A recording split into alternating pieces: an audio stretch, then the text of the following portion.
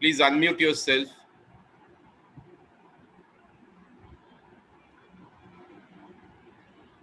Dr. Ghosh, please unmute yourself.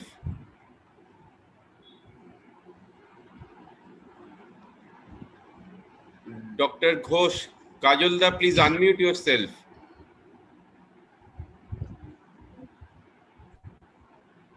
Hello.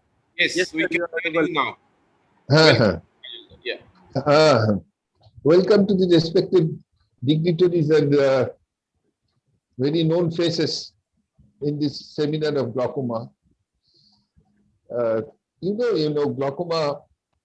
Glaucoma is one of the leading causes of irreversible blindness, visual loss. About 3.5 million blind people aged over 50 years or older were attributed to glaucoma in year 220. Globally, this is the second highest following people blinding due to cataract. A lot of emphasis therefore has been on screening of glaucoma to detect it in its initial stages, since the disease runs an asymptomatic course. It's not very uncommon to see patients presenting for the first time in the advanced stage. Early diagnosis and timely initiation of appropriate therapy is the key to successfully prevent it from progressing to irreversible blindness. The field of glaucoma has witnessed a lot of changes in the past decade in terms of better understanding of pathophysiology of various glaucomatous diseases. The role of various imaging modalities and the diagnosis and monitoring of glaucoma and the artificial understanding the genetic aspects upcoming of new anti-glaucomatous medications are heading towards minimal invasive surgeries. We have very educated personalities and very good speakers, erudite speakers on this subject. And we think they will, with their talk will be enriched and all this enriched in this subject. Thank you very much. Thank you, Dr. Ghosh. Our secretary, actually, Dr. Nag couldn't join till now. He'll be joining back shortly because his father is not well. So in that case, I will request our moderator, Dr. Moitri Das, to carry forward the meeting. And please introduce the faculties for today's meeting, and then we can move forward. Thank you, Shugato. So I welcome you all on behalf of Ophthalmological Society of West Bengal. Today we'll be having our discussion on glaucoma. It's a webinar. So today we are with us a lot of galaxies of faculties, and we are happy to have Dr. Chandrima Paul as our chairperson. She doesn't need any introduction. She is at present the president, Kolkata Association of Ophthalmology, and honorary secretary, general secretary, Glaucoma Society of India. She is trained in glaucoma from Moorfield Eye Hospital, London, and she was the chief instructor, chairperson, and faculty at World Glaucoma Congress 2013 and 2015. She was been awarded with many awards. To name a few is D.V. Chandra Award, the highest award of AIOS in 2006, and Dr. B.K. Mitre Award, the highest award of the state in 2006. She was the principal investigator in Hooghly River Glaucoma Study, the largest glaucoma prevalence study published till date. And she had many publications in many peer-reviewed national and international journals. Welcome you, Chandrima, to this webinar.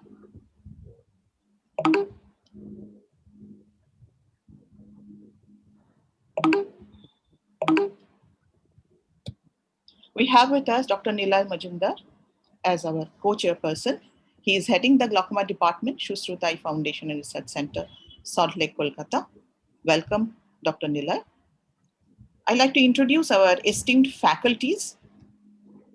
Dr. Pankaj Rupalia, he also doesn't need an introduction. He is the director, Rotary Nara Netralaya, Kolkata. He worked as associate consultant, Shankar Netralaya, Chennai. We have with us Dr. Sailaja Sengupta, senior glaucoma specialist into private practice. She has her own clinic, Kolkata in Behala. She is a former fellow in glaucoma and anterior segment, LP Prasad Eye Institute, Hyderabad. And our another faculty, Dr. Kumar Ravi. He is a senior glaucoma consultant, BBI Foundation, VIP, Kolkata. Did long-term fellowship in glaucoma and anterior segment, LP Prasad, Hyderabad. He also had multiple publications in national and international journals of repute and has made contributions to many ophthalmology books. Welcome, Dr. Ravi. We are very fortunate. We are having Professor Shushmita Kaushik as our national faculty. She doesn't need any introduction, but it's my duty to introduce her. She is the professor in Ophthalmology Advanced Eye Center, PGIME at Chandigarh. She is the founder secretary of Indian Pediatric Glaucoma Society and former secretary GSI. She has 137 publications in reputed international and national journals, contributed 35 chapters to various glaucoma textbooks. She has been conferred honorary FICO by AIOS 2021, awarded Best Paper Award at UK Pediatric Glaucoma Society, London 2020, Dr. D.B. Chandra Award for Best Paper at AIOS 2008, and she is the reviewer for reputed ophthalmology journals, including AJO, BJO, IJO, IOVS, JAMA, and so on. Welcome you, Dr. Shushmita. So she will be enlightening us today on for a keynote address, an overview of newer paradigm in glaucoma management. Welcome you, Shushmita.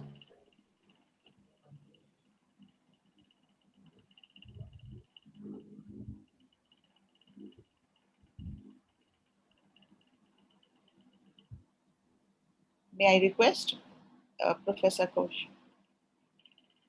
Shushmita Kaushik, please. Yeah.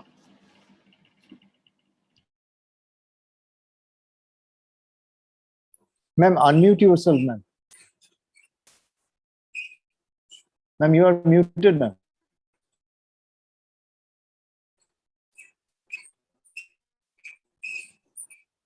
Yeah, I'm sorry. Is that audible now? Yeah, ma'am. Right. Thank you so much for this kind invitation and Dr. Maitre's kind introduction as well. And it's lovely to be back amongst friends who we keep meeting, sadly, online now. So Dr. Maitre said it would be nice if I could talk of newer paradigms, as Dr. Kajal said, that glaucoma has just, with leaps and bounds, it's going forward. So I'd be happy to share what is new on the horizon these days. So the outline of this talk would be glaucoma challenges and why we need to look beyond current treatment modalities, what has been tried in the present time, and what is feasible within the current treatment of the framework of treatment options. Now we know that the glaucoma patient isn't easy. There's no treatment that reverses the glaucomatous optic neuropathy. Once diagnosed with glaucoma, it remains a glaucoma patient all his life, may need to be treated lifelong. Lowering intraocular pressure is the mainstay of treatment, and sometimes it's hard to lower the pressure despite everything. And with the lifespan increasing, the age-related disease prevalence is increasing, and it adds to the economic burden. And in a child, the journey is even more disappointing. So the options for treatment that we have are traditionally medication, lasers, and surgery, and each modality has its own set of challenges. So coming to the medical therapy, the problems is, of course, the cost and the availability, then the compliance. Even if one can afford, patients are not usually compliant. It's refractory, so even if a patient is affording and compliant, the disease is simply refractory to treatment. And then there is the problem of allergy and side effects to medications. So an affordable, available, compliant, and responsive patient will not be able to use medications because of severe allergy. So what are the problems with current formulations? One is permeability issue, and we need something more sustainable. And the second thing is difficulty in instilling. Only 39% of patients have been shown to manage to put in a drop without touching the adnexa, and 1/3 who thought they didn't had missed it. So these are the three preservatives that are usually available: BAK, benzyl cholium chloride, purite, and Softsia. So a lot of the formulations which say they are preservative free, we must understand, are actually BAK free. And a preservative is required, especially in a country like ours. But remember, the disadvantages for BAK is corneal epithelial breakdown and tear film instability. We've seen that very commonly. Mild cytotoxicity is still present with purite and Softsia. And these are the medications, no financial interest, of course, but these are the medications which contain BAK. This is supposedly preservative free, but it's only BAK free, as well as Softsia, which is in Travitan Z. So this is what benzyl cholium chloride causes. It causes dose-dependent toxic effects on the ocular surface. So you can see these follicles on the inferior quadrant and this chronically red eye, whereas you could have side effects of anti-glaucoma medications themselves. This is a classical hypertrichosis seen with vimatoprost, and this is the skin pigmentation seen with brimonidine. The cost issues in India, it's an unequally developed country. All options available in the West are available to paying patients. However, even if the latest drugs are cheap by Western standards, they are still unaffordable by the vast majority of patients. The generics that are available work, but the efficacy sometimes might or might not be as much as the so-called branded. So I'll just go over the new classes of medications which have been approved in 2017. The first is the Rho kinase or the ROCK inhibitor, which is netasodil or ripasodil. And netasodil is available as Ropressa in the US. In India, it's been introduced as Netalo and Reiki. And ripasodil has been introduced as Ripatec. So these are available with us now. The other medication used is latanoprostene bunod, achieved the approval in the same year. In the US, it's called the Vyzulta. And how it works is by releasing nitric oxide, relaxing trabecular meshwork, and increasing conventional pathways. We are soon to get Vyzulta or its congener in India. We haven't got clearances yet. And the third is a Rocklatan, which is netasodil plus latanoprost. So it combines both of them and increases conventional and uveoscleral outflow. So in a nutshell, the ROCK inhibitor actually seems to be too good to be true, because it apparently increases conventional outflow, it increases uveoscleral outflow, and it also reduces the aqueous inflow by the norepinephrine transport mechanism. So the limited initial experience that we have is promising. I'll just illustrate it with a case. This 10-year-old boy came to us with a left eye lost to retinal detachment, and we realized he had a late onset PCG in the right eye. His vision was 6/9, pressure was 42. He underwent a right combined trap which sustained for some time. Then he ultimately required an AGB, which was okay for 3 years. So he comes back to us with an intraocular pressure of 28 on maximum medical treatment with Diamox, and we do a limited DLCP. We managed to take him off the Diamox, but the IOP is 21 on 3 topical medications. And this is when we added netasodil because we had it. So amazingly, in 4 weeks' time, the IOP from 21 drops to 12 on just latanoprost, timolol, dorzolamide, and netasodil. But look at the significant hyperemia. So this is something to keep in mind, especially in monocular patients, where you've given it monocularly, that the significant hyperemia is somehow related to the intraocular pressure lowering effect as well. And this needs to be explained to the patient, otherwise they get very, very concerned about that. So what is in the pipeline is a sustained release medication to circumvent some problems of daily administration. Some could be injected subconjunctivally in an office setting. And if you can sustain it for 3 to 4 months, it's ideal for follow-up visits. And it can bypass the issues of patient adherence and compliance. So a quick look at what is being tried. There's something called a liposomal nanocarrier for latanoprost. A single subconjunctival injection in rabbits has been shown to have an efficacy of 90 days. Then polyester microspheres encapsulating timolol. Again, they are microspheres which are injected subconjunctivally, released for more than 90 days. And then there's an implantable dorzolamide disc in vivo, and the effect stayed for about 10 days only. So in the pipeline, there is a bimatoprost sustained release, which is known, I forget what it's called. It's a biodegradable implant in the anterior chamber. Phase 3 are underway. So this should be coming onto the horizon soon. And then you have iDose from Glaukos, you have a bimatoprost ring, you have the OTX, the Evolute, and the Travoprost also, which all of them are in various stages of being implanted, from which they'll have sustained release. The other exciting thing is drug reservoir, which is very, very exciting because it's a mini drug pump. It's by principle of electrolysis, and you can refill the port 4 to 6 weekly and ensures round the clock 2 microliters per minute delivery, similar to implanting a glaucoma drainage device. These are what they look like. And till date, in at least animal studies, there have been no infections or extrusions. So coming to lasers, LPI, of course, is our bedrock of treatment for angle closures. Trabeculoplasty is a little underutilized depending upon its potential. I think we can use it a lot more. And cyclophotocoagulation is what we use very, very commonly as diode, but micropulse is the new kid of the block. So I'll just a bit about SLT because it's easy to do. It's taken up selectively by pigmented trabecular meshwork cells. And in treatment naive, early OHT or early POAGs, it's a very nice modality to have. So this is just a small video that you have this large size. You just aim it at the trabecular meshwork, and you see these little white things are champagne bubbles, which tells you that your treatment is adequate. And you just need to do about 360 degrees of this at a time.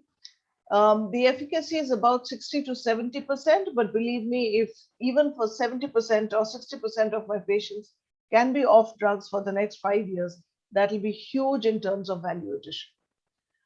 The next is cyclophotocoagulation. We've learned that transillumination is important, not just for children, because for adults as well, because we assume that the ciliary body is at 1.5 millimeters behind the limbus, but that's not true all the time. So we use a pen torch and we use gentian violet pen to just mark out the area. You can see the sclera is lit up well and the uveal tissue or ciliary body starts behind it. And then we do the cyclophotocoagulation on these marks. And I think anecdotally, someday we're going to look at it. I think our results have become much better. It's important to recognize that a pop means excessive destruction and always reduce power when you hear a pop. Again, a case, this was post-DLCP hypotony, something that we're all very, very apprehensive about. We did a UBM and we saw to our horror there was supraciliary fluid. And so we did the UBM in all quadrants. And this is something which I want to show. This is what a cavitation in ciliary body happens when you do an excessive diode with a pop. A pop means destruction. So this cavitation actually comes up on the UBM, and they need very, very frequent aggressive steroids to make the inflammation go down and salvage the eye. So it's important to recognize this. The micropulse CPC has been thought to be a mechanism similar to that of pilocarpine because it acts on the longitudinal fibers of the ciliary muscles. There's no ciliary body destruction, and the effect has been reported to be maximum at about 150 joules. Similar IOP lowering to DLCP with reportedly lesser complications. So the next thing is endocyclophotocoagulation, which is a controlled ablation of the ciliary processes by direct endoscopic visualization. It's more predictable, and it's a triple action probe with light, aiming beam, and a diode laser. It's available in both 20 gauge and 23 gauge designs, and you can do it either by an anterior or a pars plana approach. So we had it for a demo for some time, and this is how it looks like. So this we have an AC maintainer in place and doing it from the pars plana in this aphakic patient. So you can actually see the ciliary processes shrinking, and we know exactly what we are doing. So you just aim the laser light at the ciliary process, and as you shoot the laser, you will see the ciliary process shrinking. You can titrate the power that you're using depending on the shrinkage, and you know that you're really working and ablating ciliary processes rather than the body of the ciliary body. So hopefully this should be better. And you see this patient had actually a cataract, the other one. So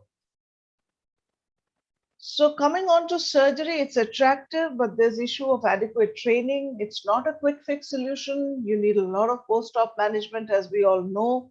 There is a problem of scarring and failures, and the patient has a false sense of complacency that now that surgery is done, he doesn't need to come back. We've all known the problems of trabeculectomy, of opening up the conjunctiva, of the blebitis, of leaks, and shallow AC and choroidal detachment, and it's a lifelong risk. So that's the reason why there have been trials of trying to come out with something which is minimally invasive. For children, it's not just pressure. You need to look at the vision and you need to look at a whole lifetime. So I just brought in the children to remind us of that. So all new surgeries work on the premise of sparing the conjunctiva, which is what minimally invasive glaucoma surgery or MIGS is, because there's minimal disruption of conjunctiva, sclera, and iris. They might be angle-based or they might be translimbal. Angle-based bypasses abnormal trabecular meshwork, and translimbal bypasses the normal outflow completely. But it does not preclude further surgery. So again, the patients need to be on lifelong follow-up.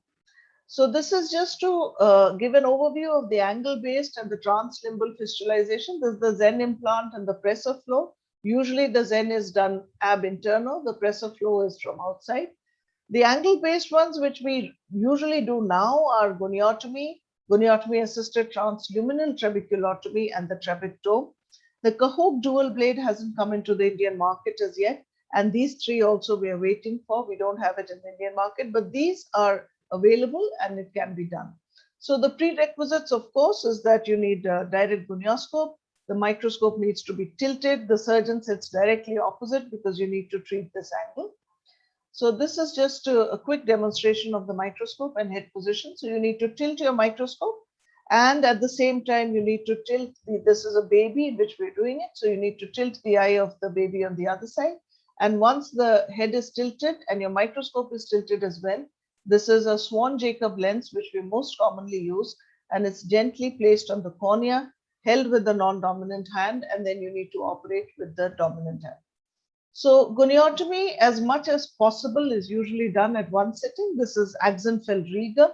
You just need to slice it above the iris tissue, and immediately you can see how the iris just falls back. So that is a cleft in the trabecular meshwork that is formed, and you bypass this dysgenetic meshwork and you allow the aqueous access into the outflow channel. So this is the lens being held by the left hand and the surgery being done with the right.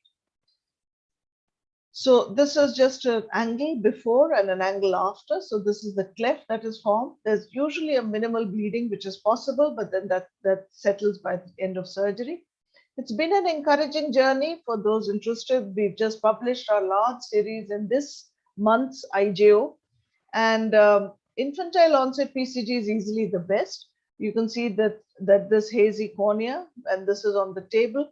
Next morning, the child wants to be on the slit lamp. There's no other glaucoma surgery which makes your children so happy on the next post-op day. And this is 3 years later, and she's going to nursery online, but one goniotomy sufficed. Sometimes one is not enough. We had actually planned this baby for a combined trab with trab because we thought we wouldn't be able to do a goniotomy, but surprisingly on table, sometimes these eyes, though hazy, if you can just see the iris where it inserts into the sclera and you go just above it, sometimes a goniotomy is possible. So this baby, the 2 goniotomies, we managed to clear this one, but then one was not enough. And then we went in nasally and cleared the temporal angle as well. And a year later, she was doing all right. So after 2 goniotomies, we've had a success of about 90% at the end of 2 years, which is very encouraging without opening up the conjunctiva. So this is the trabectome. It has the same principle as a goniotomy. It uses plasma energy to ablate trabecular meshwork. We've started doing this in the glaucoma. So this is actually a patient with a primary angle closure, post-laser iridotomy, with a cataract, where we could see the trabecular meshwork. So you see this, and all that you do is the foot plate is inserted in the region of the Schlemms, and with the foot pedal, you switch on the plasma, and you can see the cleft in the trabecular meshwork. Now, when combined with the phacosurgery, these patients really do well. And I think we can obviate a lot of our phacotrabs if we just start combining MIGS with our phaco. So I'll just fast forward this a little bit. So you just turn it around, and this you see is a trabeculotomy of the other side. And once that is done, this is that minimal bleed which comes with all angle surgeries. And then you just go ahead with your phaco as usual. So in the interest of time, I'll just forward this. You can put in your lens. For most of our glaucoma patients, we've learned that the zonules are a little troublesome. So I like having rigid haptic intraocular lenses for them, but it works very well. So, and then at the end of everything, once you hydrate it, you can actually see this blanching in the conjunctival outflow spaces. So you know that this has been opened up and all this fluid is going out. So this blanching tells you that the outflow is in. Now this patient was without drugs. Somebody who was on 4 medications before surgery is without drugs, because in PACG, the cataract is also out, and this seems to work well so far. The other thing is a gonioscopy assisted transluminal trabeculotomy, which is a GAT. Now I'm showing this in a baby, but it can also be done combined with a phaco. The difference is that you need a 5-proline. This is polypropylene, which you need to blunt at the end. And the idea is to do a 360 degrees trabeculotomy or a goniotomy, if you will, using the proline suture, which we're going to thread into the schlems. So we make this little incision, and I do use a little bit of viscoelastic. It keeps the AC a little better. I don't use visco so much for goniotomy, but here there's a little more manipulation. So this is the second port made for the proline suture. And once the proline is in, and the next thing we do is we put in our lens and enlarge it a little more, and then start a small goniotomy. So you need to make that incision into the Schlem's canal to help the proline go in. So the idea actually is to, so this is what we are pulling, and this is going to be fed in with the 5-proline. And this is a max grip forceps by Greishaber. We borrowed it from our vitreoretinal colleagues, but it's not very expensive. It's about 3,000 or 4,000 rupees, so the patient can get it. And here you see, once you catch hold of it and thread it into the Schlem's canal. So it's being threaded in now, and in a bit you'll see the rest of it. I'm sorry, my resident wasn't very attentive and has gone out, but here it is. This is the one which has been threaded throughout now. So it's gone right across the Schlem's canal and has come out, and now you just hold both ends together, and you'll see that you can tear across the trabeculotomy. So here you are, ab interno, you've done 360 degrees. So it's helped us because we don't need to go in and do goniotomy again the second time. So most of our babies, where we can, we just do a 360 degree gap now, and that helps. So at the end of this video, maybe because we do it bilateral now, so the children, we open the patch in about 2 hours. And this is 2 hours later in the OR. I don't think any other glaucoma surgery allows our children to open their eyes wide. And you can see that the clearing has happened as soon as that. So underwent both eyes GAT. And this is at 2 weeks follow-up, where you can hardly make out that anything has happened. So we're very happy with this. The last bit, it's a failed trabeculectomy bleb. We use minimally incision, minimal ab interno surgery to even open this up. So you just need a patent sclerostomy. And this I'm going to fast forward soon. But the principle is, this is a Grover-Feldman spatula available now. And this was also popularized by Davinder Grover, who's also popularized the GAT himself, a great minimally invasive surgeon. So this is pilocarpine to protect the lens. And essentially, this will go right across. You need this gonioscope to see that you're getting into the fistula or the sclerostomy. And once you're in, this gonioscope will be removed. You can see your the area of your scarred bleb, and slowly navigate this out until it comes out into the subconjunctival space. So you've gone through the subscleral space, and you're going to come out gently into the subconjunctival space and keep sweeping it. So the sweeping movements ensures that it, in a minute, yeah, here you are. So you'll see this blue thing, and once you see it in the subconjunctival space, you know you're there. And we sweep it across, and don't have to open the conjunctiva. There's no bleeding, nothing.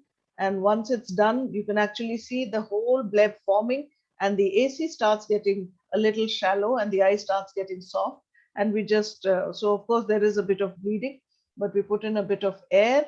So this is the patient a few days later. This is the sclerostomy side. This is at day 14. This is at 2 months.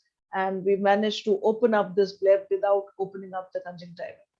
So to summarize, the goals of newer management are to bypass patient factors of adherence and compliance and minimize toxicity, and enhance surgical success by limiting the fibrosis and minimizing complications. Let's look at the possibilities which are available and start working on them. I have to acknowledge my mentor, Dr. Pandav, and all my residents and my senior residents who just keep collecting these pictures and videos for me and allow me to share the little that I know. Thank you so much for the invitation again.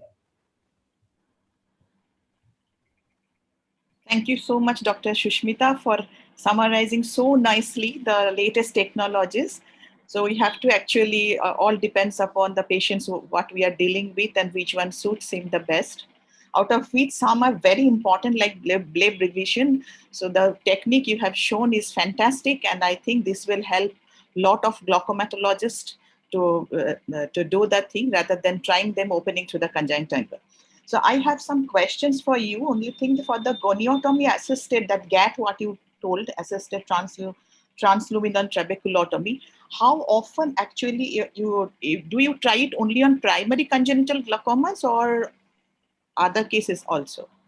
No, I would try it in everybody, but we've learned our lesson that when we have an obstruction, the problem is that we don't have a lighted fiber optic probe, which would make life very, very easy for us. So when we encounter an obstruction, the best thing to do is just pull out that part of the trabecular meshwork and then go back again the other side and then do the rest of it. So sometimes you do a hemi-GAT. In any case, we try it in most because it is usually more than a conventional goniotomy. So you manage to treat most of the angle, even if you don't treat it 360 degrees, but it works. Any trabecular meshwork problem would be treated by a GAT. We even use it for a phaco-GAT these days, but I prefer the trabectome because it's more controlled. The phaco-GAT gets a little messy because if you have a lot of bleed and then your cataract surgery gets a little more messier with that. So the trabectome with the plasma knife is better. We're fortunate we've acquired that last year, but either way, anything that will take away the trabecular meshwork works. And another question is, what is your personal experience of using this Netasodil or Ripasodil? Is it only for your adjunct therapy, or have you tried it on the first line therapy on some of your patients? No, I think the hyperemia is a problem. So we usually leave it for second or third line. I don't think any of us are using first line, remains prostaglandin analogs, but hyperemia is a problem. Even though the initial, we've used it very little because the patients have just started coming in and it's been around for the last 3 to 4 months only. But the pressure lowering is good, but the patients, some of them, you have to tell them, you have to counsel them. The company will tell you that it will go away in a month. In some, they're okay with it. In some, it doesn't go away. So we need to keep that in mind. But pressure lowering has been encouraging, there's no doubt. And is that pressure lowering is always predictable, or in some patients it doesn't work? No, it's not predictable. In some it does, but there are some who we haven't found it as much as we would like. So we've gone on to do surgery. Yeah, I have a question to the panelist. Whoever wants to answer. Dr. Pankaj is there. What is your experience of using this Ripasodil? What is your experience of the IOP lowering efficacy as well as the hyperemia part? Dr. Pankaj is there?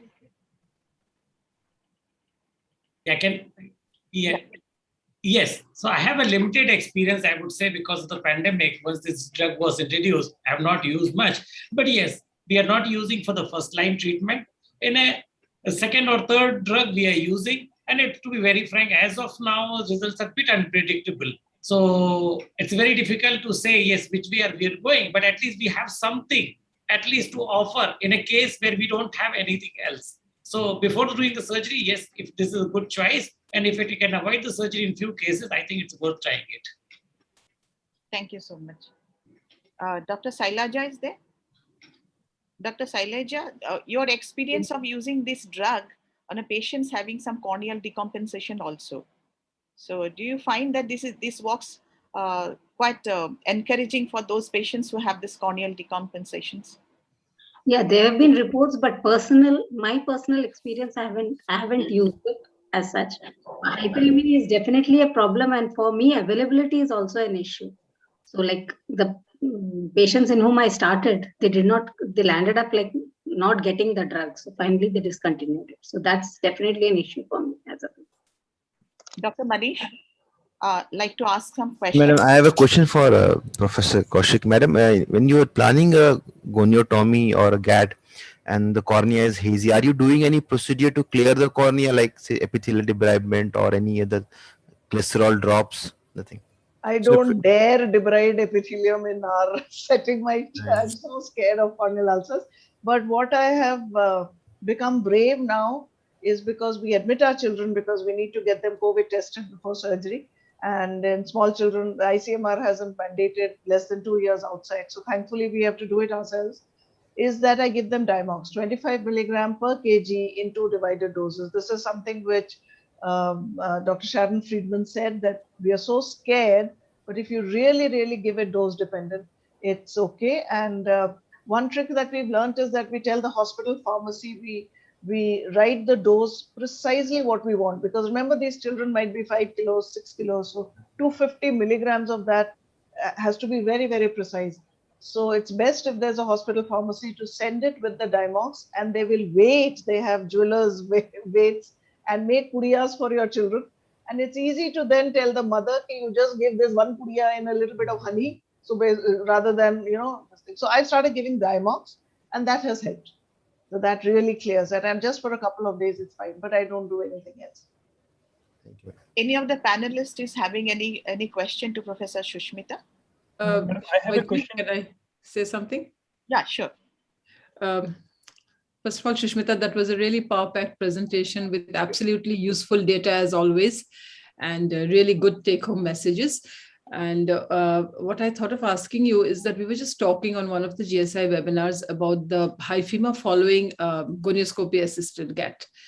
So what's your experience in that? So there's a little bit of hyphema especially initially, because we are not sure of how deep we've gone. It's basically the depth. So if you're going to go a little deeper, usually there would be, but it's not troublesome. I mean, since most people would use a viscoelastic as well. Just yesterday, we had Dr. Ken Nischel on the COS guest lecture, who was saying that he uses Helon in all his goniotomies. So we don't use Helon, but we use methyl cellulose, and it does tamponade it for the little time that it's required. And it's not very troublesome. Where we found it to be troublesome is where we planned cataract surgery. So that's why my preference now is the trabectome, simply because I have it.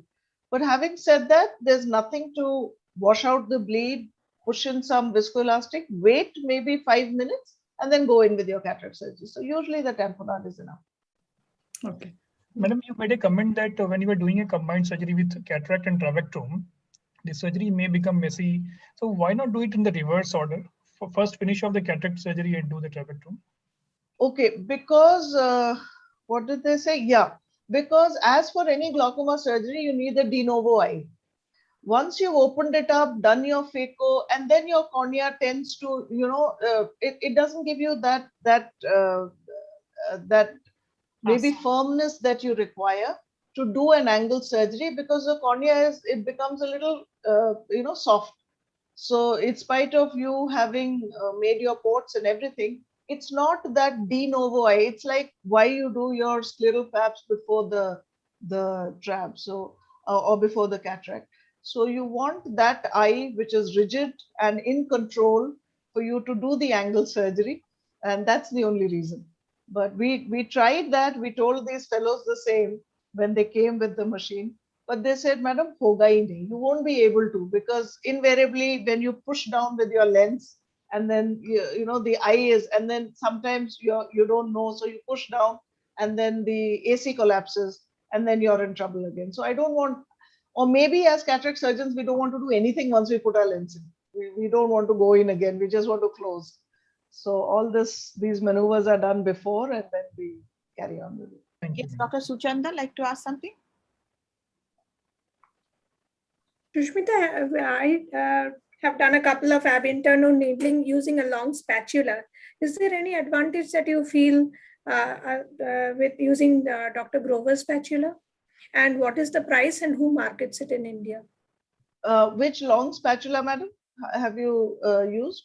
The Actually, I don't know the name. No. Cyclodialysis? Okay. So the advantage with the Grover Feldman one is it's long. So it's a good, 18 millimeters long. So you go right across the anterior chamber and then more of the scleral flap before that bend. If it's shorter, then your bend will get caught in your port, isn't it? So you need a really long. So one is the length.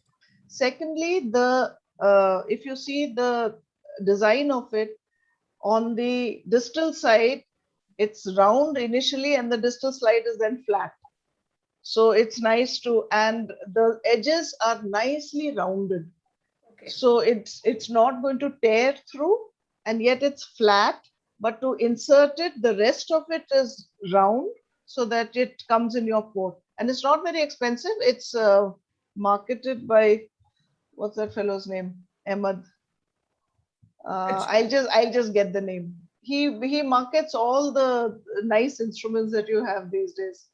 What is this fellow's name? Anyway, and it's about 3,000 rupees. Epsilon. Yeah, Epsilon, correct. Yeah, that's the guy. Epsilon, and it's about 4,000 rupees. So it's Okay. not a great thing. Yeah. So I can see two questions in the chat box. One from Dr. Shomendranath Ghosh. Trabectome typically used in open angle glaucoma. Which primary angle closure glaucoma cases we can use this technique? Any glaucoma in which you can see the trabecular meshwork. It apparently works well for steroid-induced uveitis. Those are the good ones because we assume that the outflow channels are normal and these are acquired glaucomas. So POAG, the problem is that sometimes the outflow channels are not. The problem with angle surgery is you're assuming that everything beyond the trabecular meshwork is fine, which is usually not the case. That is why it works only in early glaucomas. But steroids, uveitis, aphakic, those are good glaucomas to work in. And we even do it in PACG where after laser iridotomy, the angle is open. Another question from Dr. Sanjit Shaha, Shushmita, great. Transconjunctival blade revision would be a bit easier for us, the not so advanced surgeons. What your personal views? Sure, it does the same thing except that transconjunctival, you open up the conjunctiva, then the chances of inflammation and scarring are more. So if we can do it ab internally, the only advantage is that we won't have to open up the conjunctiva. All mixed procedures are working on the premise that not opening and not touching the conjunctiva is a good thing for glaucoma. That's the advantage. But if you have to revise it, of course, sure, go in and open it up. Thank you, Dr. Shushmita. But please stay with us. There will be a lot of questions coming. Sure. Now, next, I'd like to invite our next national faculty, Dr. Sachin Dharwadkar. I just like to introduce.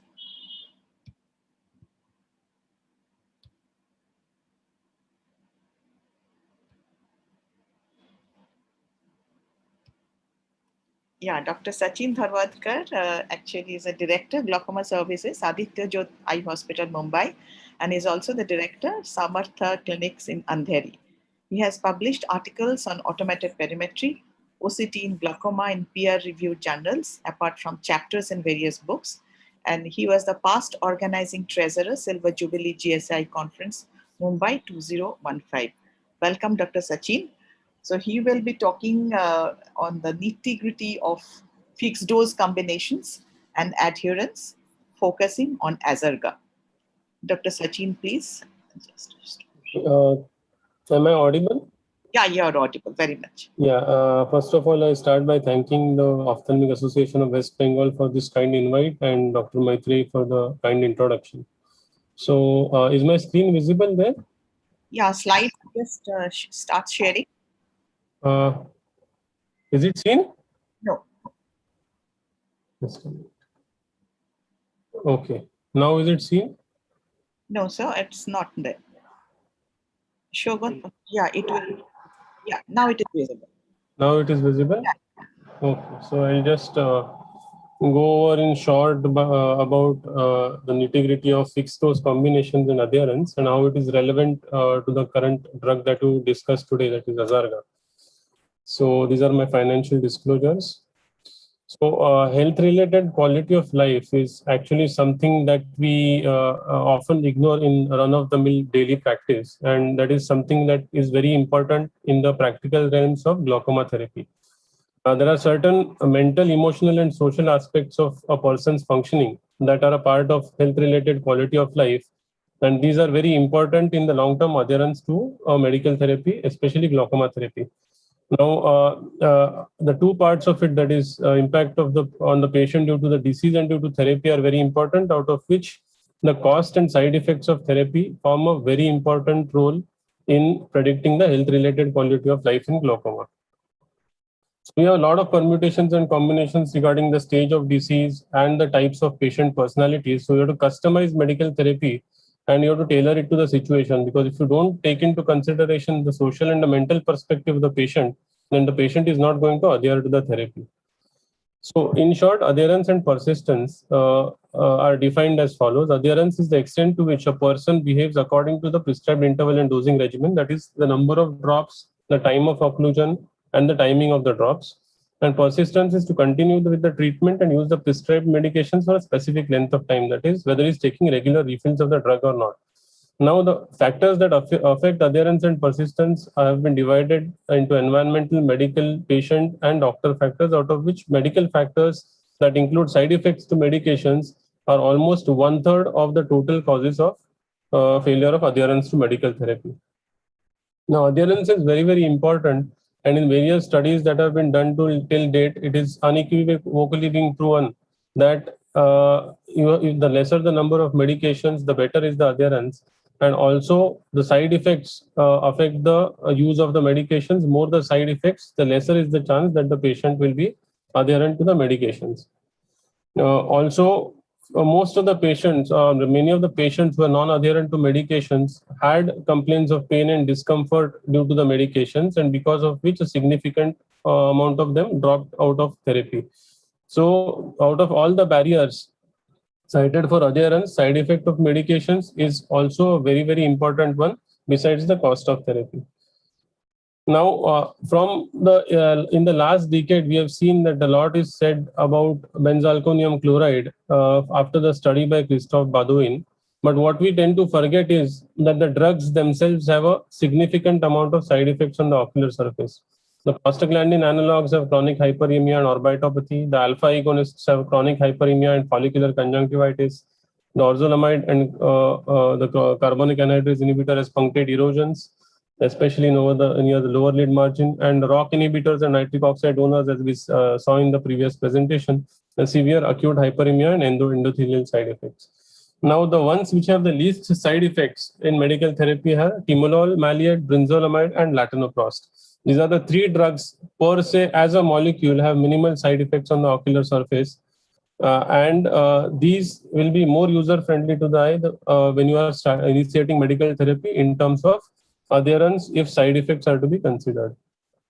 So if you have these kind of side effects which have intense itchy eyes throughout the day and redness, and symptoms like monocular redness, or maybe some kind of itchiness of the eyes and hyperemic eyes with these sunken eyeballs, you do not expect these patients to continue medications, do you? I mean, being in their place, definitely it would be a problem for me to continue medications with these kind of side effects cropping up. So the other aspect is why are fixed dose combinations important in our medical treatment? Now, if we see that all these studies that have been done till date, like the OATS and CIGTS that have looked at the number of medications, we've seen that the need for more than 2 drugs is very, very common. 40% by 5 years in the OATS study and more than 75% 2 years in the CGT study. So it's very important for us to know that when you're using more than 2 drugs, then what is the ideal way of using them so that the patient is adherent to the medication classes. So the frequency of dosing and adherence, as we have seen in previous slides, is very, very important. And as we see that as the frequency of medications goes up, the amount of compliance or the persistence with medications, it goes down. So this is very, very important, and it becomes a very important rationale for combining drugs and reducing the number of drops so that the patient is adherent to the medications for a longer time. Similarly, when these fixed dose combinations are considered beneficial because they improve the adherence, and almost you get an improvement of around 20% in adherence when you're using fixed dose combination medications as compared to using multiple drops in the same sitting in the same patient. So these are all the important things which have tell us a crying need for using fixed dose combinations in medical therapy. So how can we improve the compliance and adherence in such patients? Is you reduce the number of medications by which you reduce the number of drops to be put inside the eye. Naturally, it will increase the adherence rate because of less inconvenience.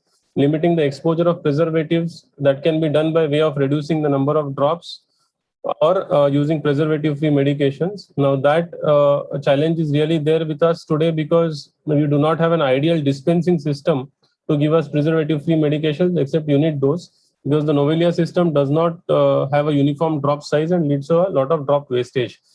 Now, preferring fixed combination or unfixed combination is another thing that we just discussed, and obviously selecting formulations which are close to neutral pH. So as close to the neutral pH they are, the less chance of epithelial problems and conjunctival inflammation in such cases. So the molecule that we are discussing today about is Azarga. Now, Azarga is not a new molecule at all in the world. It's a new molecule in India. And as Dr. Sushmita rightly pointed out, there are certain advantages which are claimed by the innovators. So I thought of actually looking at it this way, that I would look at the history and the track record of the molecule, literature and evidence, what is available with us, the manufacturing process and the pharmaceutics, whether they make a difference in, by using when we use these drugs in clinical practice, and what are the indications in short where I use them or where I've used them in the clinical scenario and found myself comfortable. So always innovative products have some advantages. I always quote this Wright brothers story, because whenever somebody copied the design of the aeroplane and when the conditions became windy, the competitor couldn't fly the plane. So the problem is, whenever you are an innovator, you actually have clinical trials about the formulations, the manufacturing process, and you have due audits in place where you can modify the quality to suit the patient needs and make the drop more effective and deliver the right concentration on the ocular surface. Also, when you have a product that has been launched in 2008, whereas other products being launched after a decade, you have a long history of clinical trials, randomized controlled trials, and database with you to understand the nitty-gritty about that particular product and to take corrective actions for the same. So what is the literature and clinical evidence available to us about brinzolamide and timolol till date? So when the proof of concept was actually obtained in 2008, they had compared the use of brinzolamide 1% and timolol 0.5% in a fixed dose combination or the two drugs used individually. And it was found to be having statistically significant decrease in intraocular pressure as compared to the two drugs being used alone. So that was the rationale, and that proved the concept of using a FDC of brinzolamide and timolol. Now, as far as the brinzolamide timolol and dorzolamide timolol fixed dose combinations are concerned, there are some controversies, some ifs here and there where studies are mutually antagonistic about the results. Now, some of them say that the safety and efficacy is almost nearly the same, whereas some of them say that dorzolamide timolol is a shade better or maybe sometimes markedly better. Now, what we have to do when we analyze the studies is we have to remember that they are pharma-backed studies. Nobody can do a RCT or a clinical trial without having a bias component to it.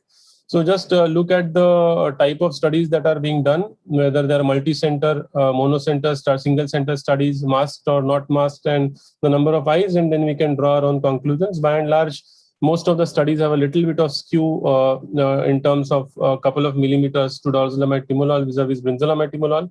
But in terms of the side effect profile and the patient acceptance, the BTFC combination slightly scores above the dorzolamide timolol.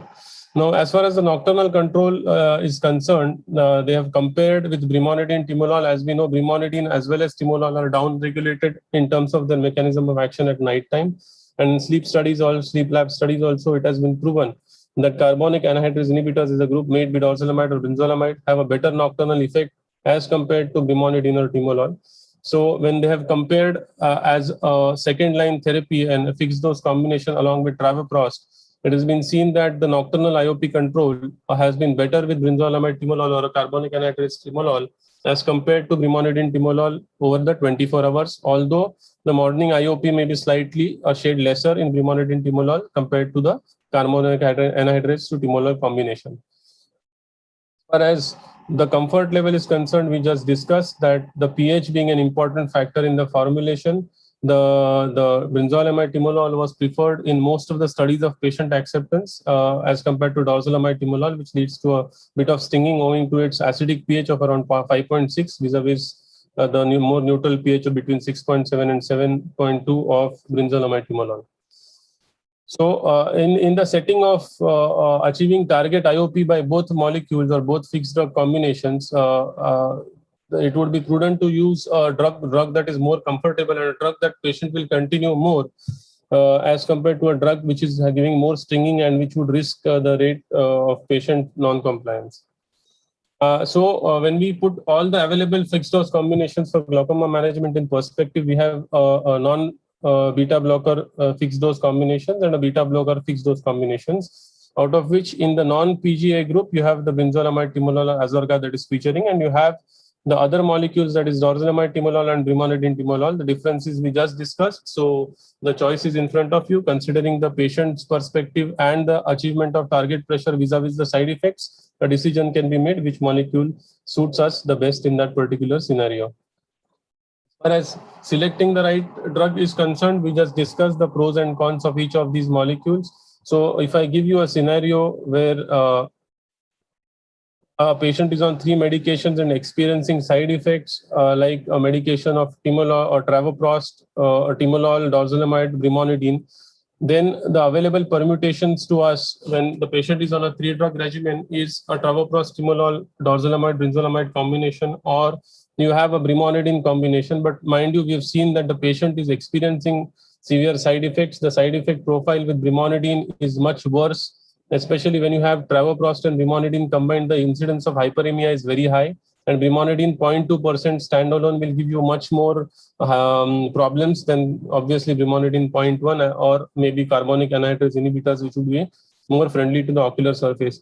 So in these situations, especially when the patient has side effect and is on 3 medications, in the setting of achievement of target pressure, a bag-free travoprost and a brinzolamide timolol combination would be more favorable to the ocular surface and would favor continuation of medications as compared to the other medications which should have a slightly higher side effect profile. So something that we always don't talk about much and do not consider because it doesn't come in our realm of thinking process is the pharmaceutics of the medicine. Pharmaceutics is the science of drug manufacture. So when I came across these generic versus the brand, then when these people came to me with Azargas, I said, let me see what is the difference. When I opened the product leaflets, they appear to be same as far as the product is concerned. There is the API that is 10 milligrams of brinzolamide with 5 milligrams of timolol. But when I tried to read a little bit in detail, I found that the excipients are largely different. Now the question was, is it just to show that you have added so much, or do they make a real difference as far as real life situations are concerned? So some things like I went into the detail of these pharmaceutical ingredients and found out that each has a particular role to play as far as the stability of the formulation is concerned. Manufacturing suspension is not child's play as compared to a solution, because keeping the particles suspended with uniform thickness and uniform distribution is very important for bioavailability on the ocular surface. So as you see, each agent has its own role, and they have to be mixed in a peculiar concentration, because that basically is not disclosed by any company, and that is basically the USP when you manufacture any medicine. Excipients are not bound to be disclosed, the degree of their usage and their composition in a particular product. So what I did was, if you see that these are non-see-through bottles, So what I did was I thought that I would have a closer look by opening up the products and seeing what I can see here. And if you see these are the differences between the innovator and the generic molecule. You can see here on the left side, this is the generic molecule, whereas this is the innovator. You can see the number of air bubbles inside, even in the standing solution, is much more. So each drop will contain more air bubbles as compared to a drop of innovator molecule, which contains a surfactant and prevents air bubble formation. Remember that you are going to shake a suspension before use. So the more the number of air bubbles, half of your eye drop will be occupied by the air bubbles, and the availability of concentration on the surface would be very less. Then when I try to look at the viscosity and the particle distribution, the difference is in front of you. These are 4K images taken on high magnification, and you can see how the particle distribution is. The vis-a-vis the air bubble distribution, the particle distribution of the innovator molecule as compared to the generic molecule, and the differences are pretty stark and clear. And this is the Tyndall effect image. Here you can see the distribution is much more sparse, and the spread of the drug particles are very irregular and very non-uniform in the solution as compared to the innovator molecule. So I realized that definitely we are studying these molecules in collaboration with in Indian Institute of Chemical Technology also to formalize the kind of differences we get in suspension, because it's high time we know what differences we get due to the pharmaceutics, because that will effectively help us in reaching the target pressure in the patient with minimal side effects. So that is an ongoing study. The data would be available with me in a month's time. But the physical properties do tell us that excipients have to do play a role, and they can make a difference in the bioavailability of the molecule. So non-API agents in eye drops are very, very important. It has been highlighted in many chapters in the literature, and they affect the half-life, the bioavailability, and obviously also the leaching of the bottle into the bottle polymer and degradation in storage. So this is something that we have to open our eyes to and remember when we prescribe eye drops. So my indications after using these eye drops, what I can tell you, what I use routinely, this molecule is for my drainage implant cases and management of ocular hypertension and tenon cyst formation post trabeculectomy. I use them for uveitis and with ocular hypertension. When the eye is already inflamed, I can get, if my target pressures are met, this drop provides me a good IOP lowering with minimal side effects. Chronic post-cataract surgical inflammation, where I want minimal disturbance to the tear film and the patient to be comfortable with all the other medications that are being put in, and mitigation of side effects in maximum medical therapy as a switch, which I just described to you in the previous slide. And also as a switch in case of corneal side effects in already treated eyes with dorzolamide timolol fixed dose combination. So it does work well. Patients are more comfortable and maybe more adherent to treatment. So these are my few points I would have liked to share with you throughout the day. But always remember, for any new molecule, the most reliable scientific evidence is not what is given in journals, but what one sees in the clinic and in your own hands. So with that thought, I'll thank you for your kind and patient hearing, and I'm open to any questions at the end. Thank you so much. Thank you, Dr. Sachin, for your nice and elaborate discussion on this fixed dose combinations. So any of you have any questions to Dr. Sachin?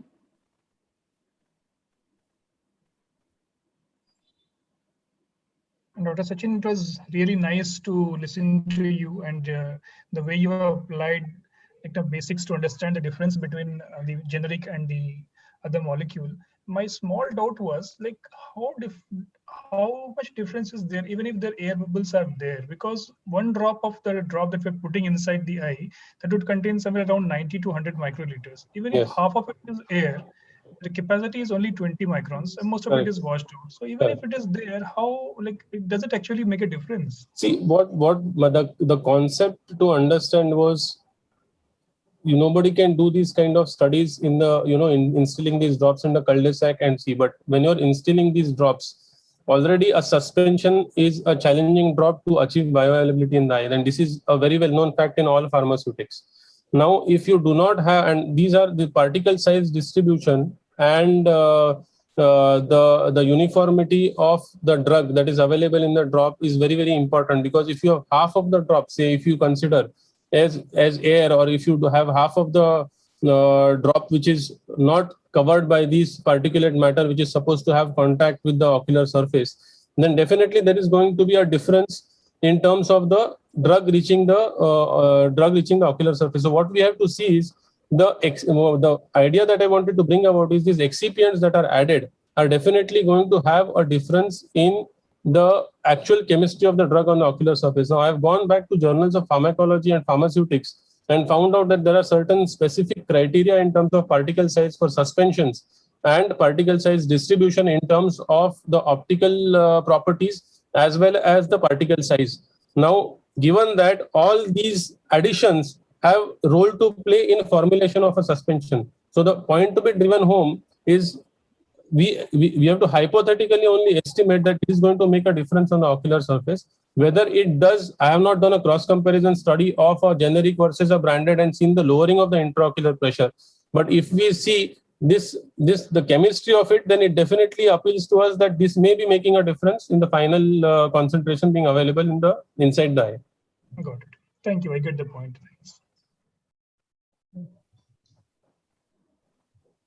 Although, only one small additional point that I told you, because physical properties may not tell you everything. I am already into a study with ICT regarding suspensions, and we would be out with the results in 1.5 months. So I can share it to you on email once I get them. Thank you. Having any other questions? Okay, Dr. Sachin, please stay with us. If I get any questions at the end, I would like to ask you. Sure. Thank you. Thank you so much. I have one question. Yeah, please. Dr. Mistry, I have a question. Yeah. Actually, regarding the quantity of the medicines available in different vials, is there a difference between generic preparation? Because sometimes I get complaint from the patients that in some vials, especially in generic medications, the quantity is less. Sir, the differences, the differences do exist. See, what happens is if you have a very critical view of all the medications that are available, I wouldn't say the degree of filling of the vial would be different, but the dropper properties are definitely different across medications of the generic spectrum. The number of drops that are available are very much dependent on the kind of dropper system that is being used. And very few companies have the ideal dropper systems to deliver the exact amount of dose in the conjunctival cul-de-sac. Sometimes it is more, sometimes it is less, and sometimes it is very irregular. Now, again, as Dr. Kumar has pointed out, how do you quantify whether that would make an actual change in clinical practice? That is some question that we have to think about. But the very important thing I would stress here, and I can 100% tell you, is that there are certain formulations that are available as preservative-free in Novelia. I have done quite a lot of study on that dispensing system, and the system is extremely erratic. So just by having on paper a preservative-free molecule, sometimes these drugs, these last only 10 days or 5 days, and then they say that you give 10 ml of solution. But the point is, if they don't give 10 ml, it wouldn't last, because behind every one drop, there is a wastage of 0.5 drops in a Novelia system. So, and secondly, the drops are so hard that self-installation is absolutely impossible. So when you actually look at patients, old age patients and geriatric patients with no social support using this kind of dosage systems or dispensing systems, it becomes very difficult in clinical practice to make sure that this adherence will take place in such kind of medication. So these are the small things that we need to keep in mind in cutting edge glaucoma practice, where it will make a lot of difference in patient progressing and non-progressing. Thank you, Dr. Sachin. I just like to invite our next speaker. Could you just stop sharing your screen? So our next speaker is Dr. Shuchanda Shor. So she is actually a glaucoma specialist. Dr. Sachin? Yeah, the screen has stopped sharing, no, I think, or no? Okay, just a moment. I think I have started sharing. Oh. Now, just 1 second, Shuchanda. Just a moment. Huh.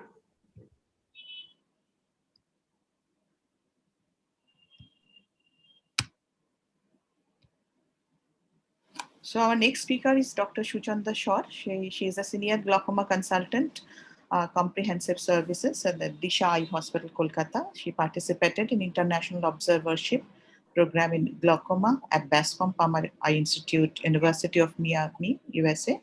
She was awarded the Best Paper Award in State Conference, Dr. K.P. Rai Memorial Award, and she was a chief instructor of IC at state and national conferences. Dr. Shuchanda will be highlighting us on the RGC death in glaucoma, mechanism and future strategies. Dr. Shuchanda, please.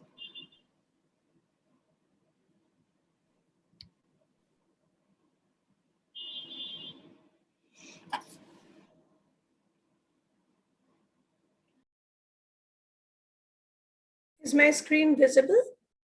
Yeah, your screen is visible. Good evening, everybody, and thank you, OSWB, thank you, Novartis, for giving me this opportunity. And as we all know,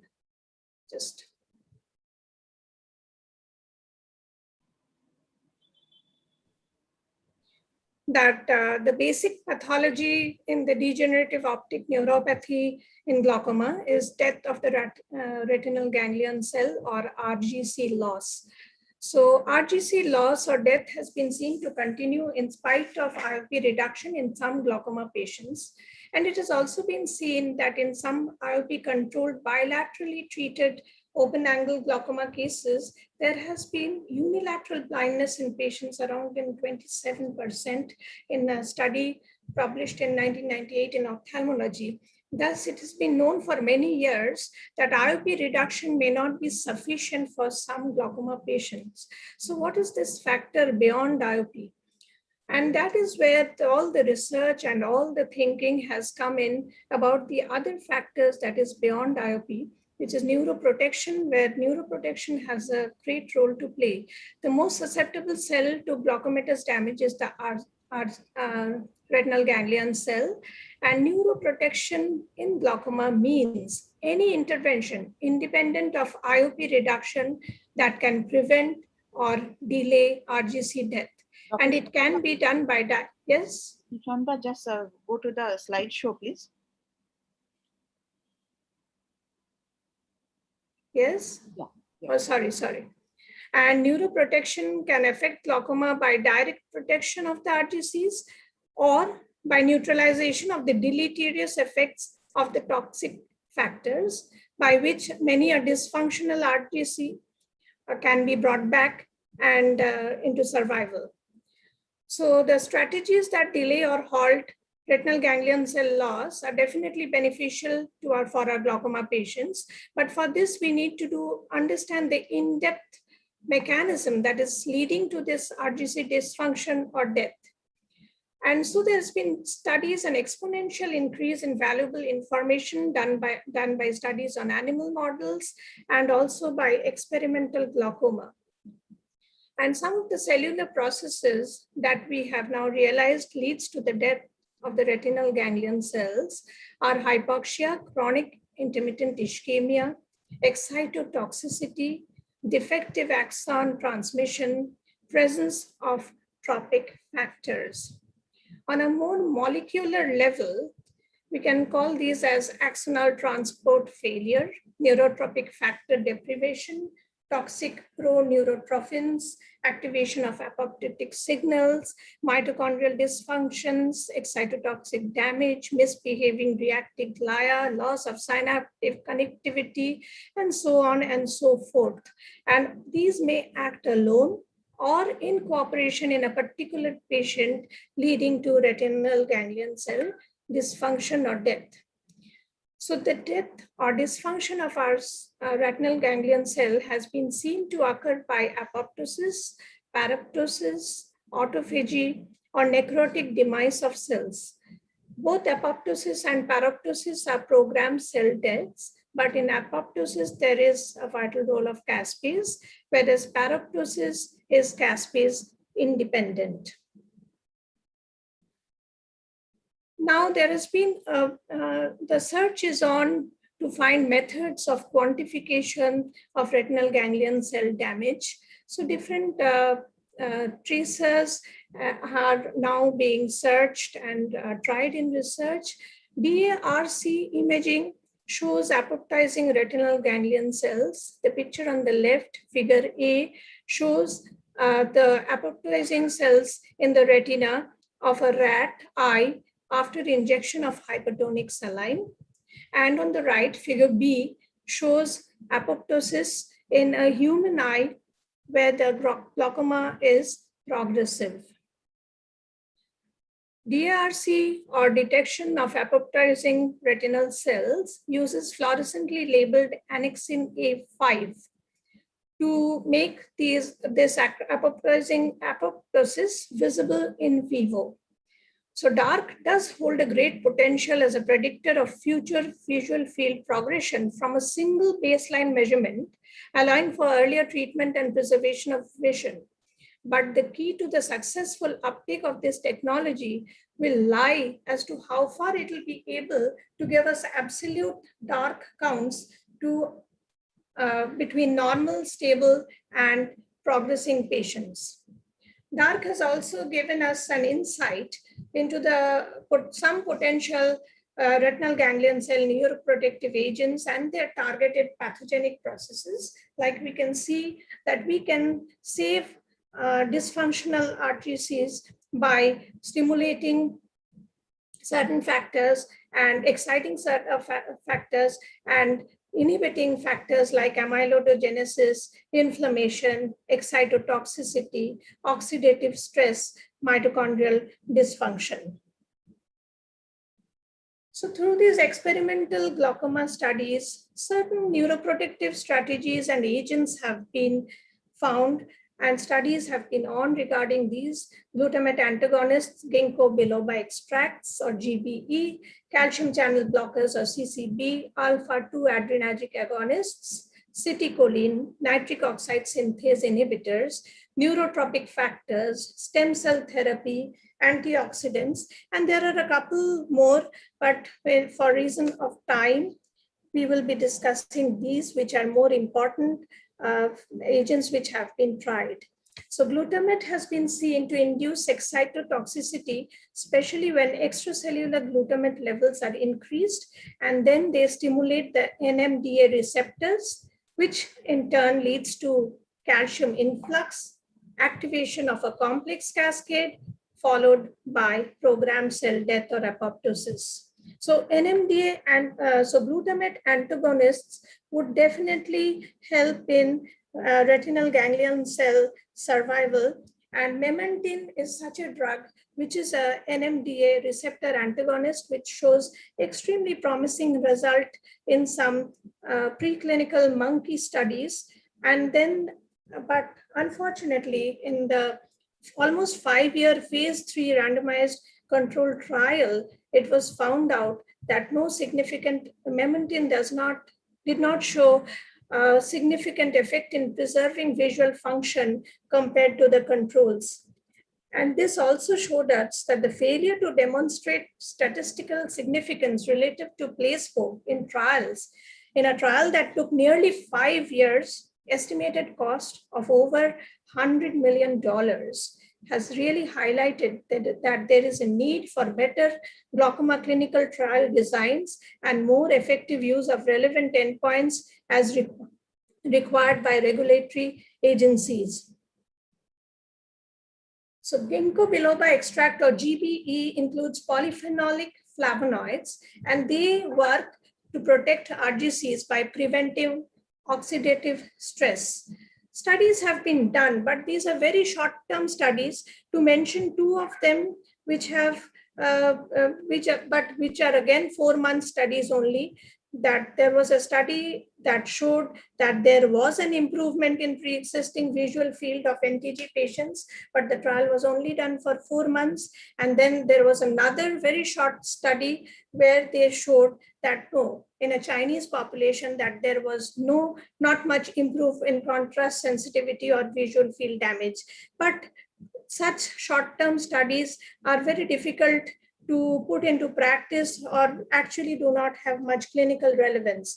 In spite of this, a lot of some glaucomatologists prescribe GBE as adjuvant therapy and have been doing so for several years at a dose of 120 milligrams of GBE. The medicine is quite costly, but so there is an economic burden, no doubt. But another study, though with a very few patients, they have brought about a point that the GBE long-term usage may increase risk of bleeding during surgery, especially in patients who are on antiplatelet agents. So probably we should use any drug in any patient sparingly and being sure that we are actually doing some good. So this can probably be recommended in patients with NTG or in patients where we are still seeing progression despite apparently adequate IOP reduction in spite of doing our best in all other ways. Disruption of axonal transport has also been demonstrated to play a role in RGC death. And it has been shown that if we can directly apply neurotropic factors at the axon level, then in vivo and in vitro studies, that there may be enhancement of survival of injured ganglion cells. BDNF, or brain-derived neurotropic factor, has been seen to help undergo both anterograde and retrograde axonal transport, and they have been shown to prevent lesion-induced axonal dieback in rat optic nerve. And here we see that BDNF works through its receptor TRKB.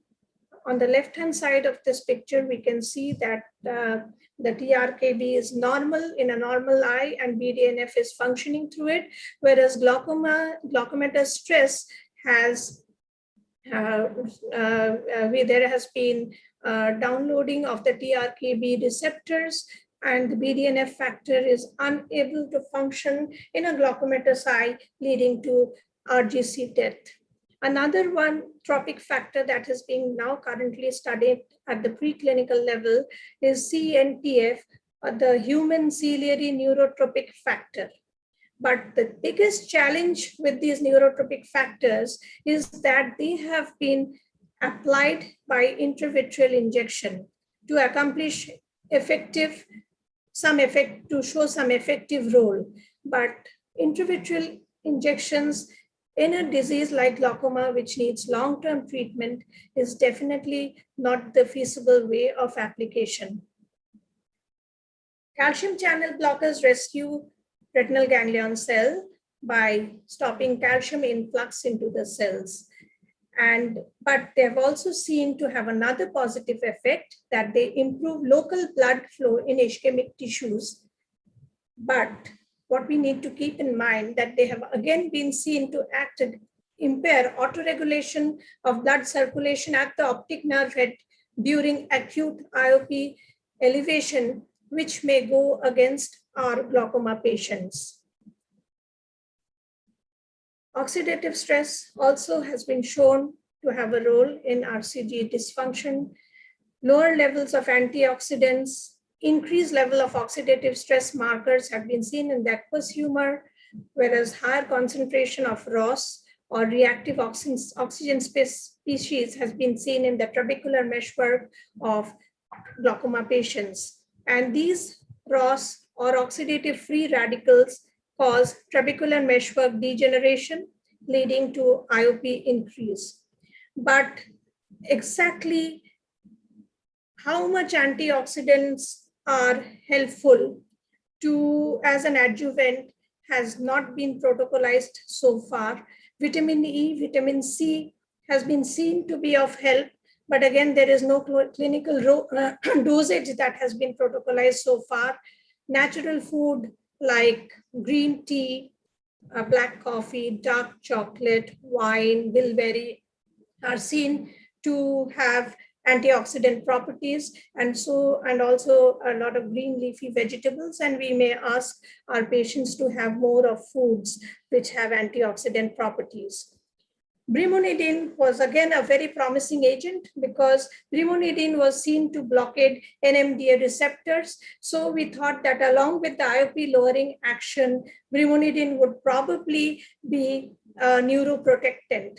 And to find this out, some studies were done. Worth mentioning is an RCT done from Singapore in 2004. And they showed that there was some improvement in the visual field in patients, but the study was only done for 16 weeks in acute IOP rise, some acute IOP rise patients, and it was a comparison between brimonidine and timolol.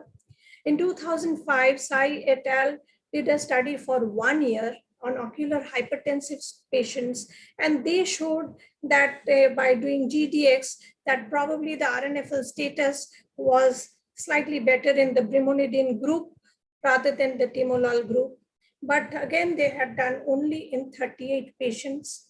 The low pressure glaucoma treatment study, which was industry driven, was again, we really looked forward to the results. It was done on 190 normal tension glaucoma.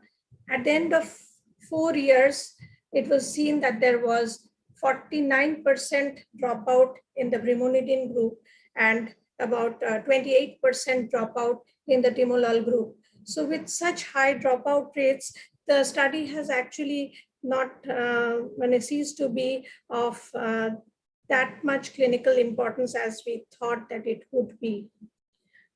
Ottobelli et al. Did a study on 41 IOP controlled patients who were showing a disease progression of at least 1 decibel per year for 3 years. They were given citicoline oral for 2 years, 500 milligram per day, 4 months on and 2 months off. And they showed that at the end of 2 years, there was a significant reduction of ROP progression to 0.15 decibels per year. Other available studies are also consistent, indicating that use of citicoline may have or does have some positive effects on the visual function. And what is more encouraging, that even after long-term use, it has been seen not to produce any significant side effects. Nitric oxide synthase inhibitors may play a role because excessive NO has been seen to result in apoptosis. NOS2 is the one that contributes mainly to RGC neurotoxicity, but again, preclinical evidence was inconclusive and none of them are at the clinical study level now. Stem cell therapy is again very promising because most important is the therapeutic power of stem cells to generate new cells and maybe to induce RGC regeneration.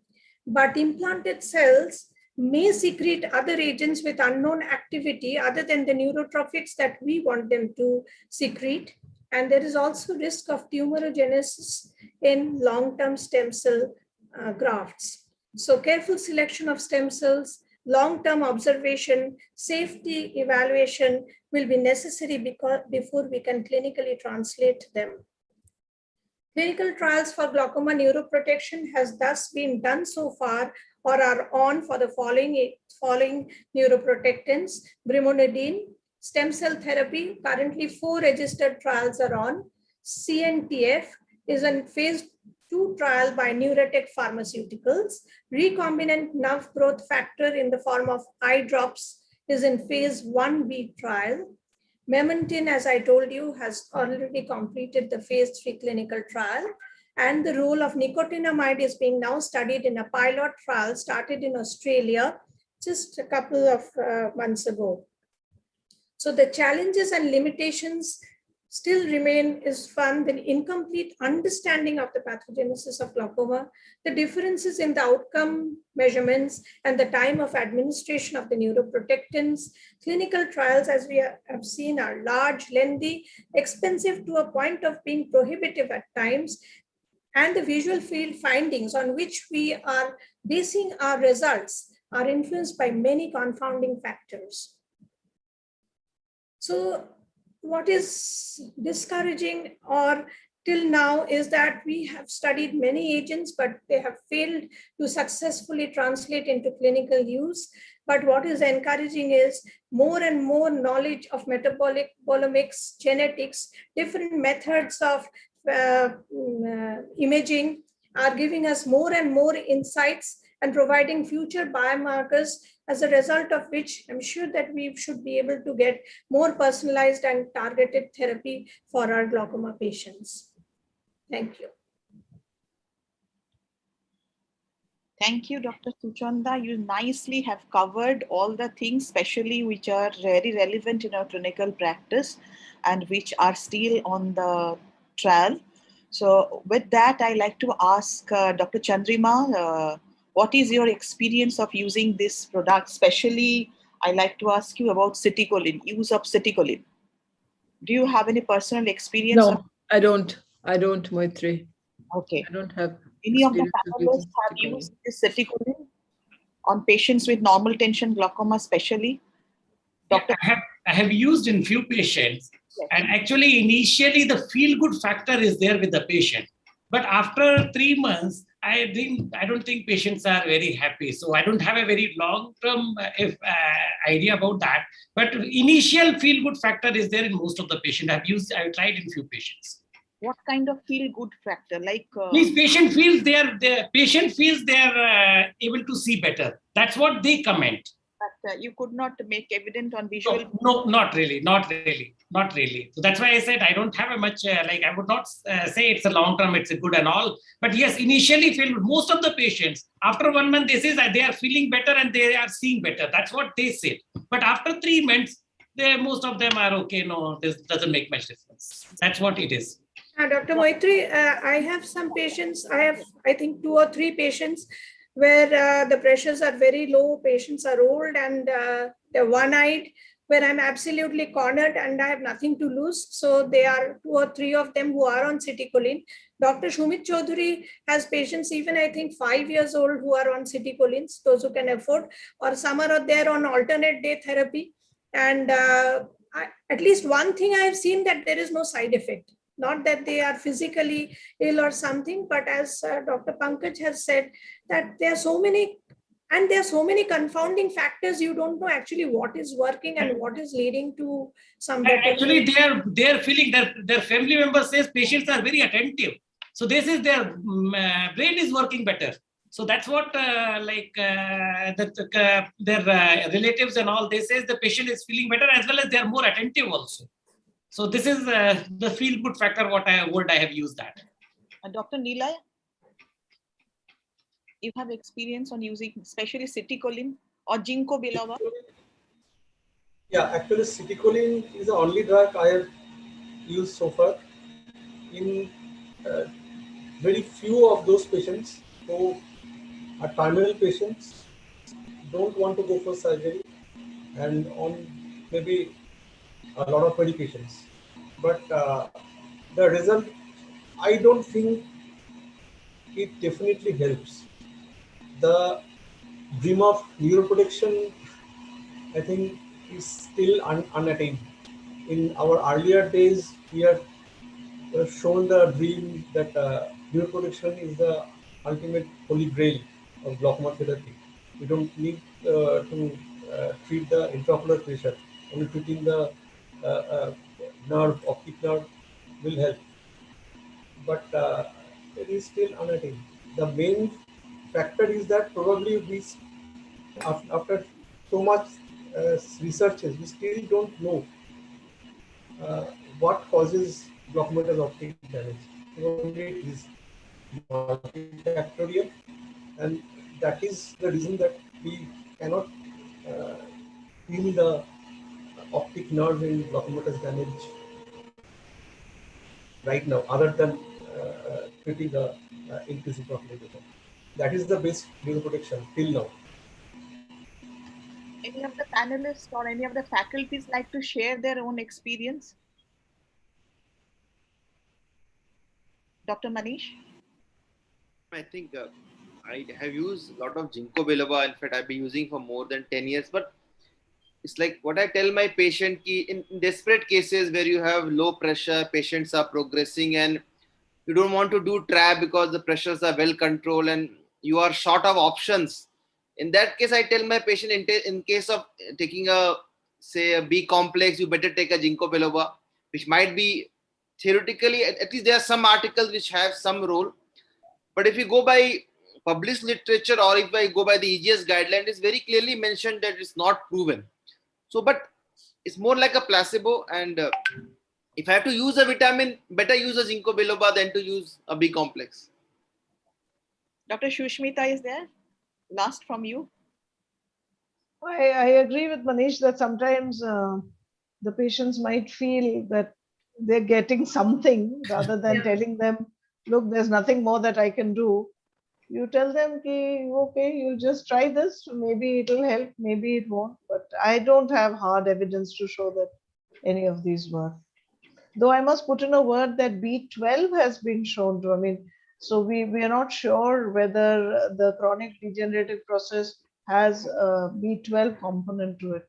So in some of our very, very advanced glaucomas, we do give B12 because at least there's a little bit of evidence more than the others. So, I mean, that's just a take.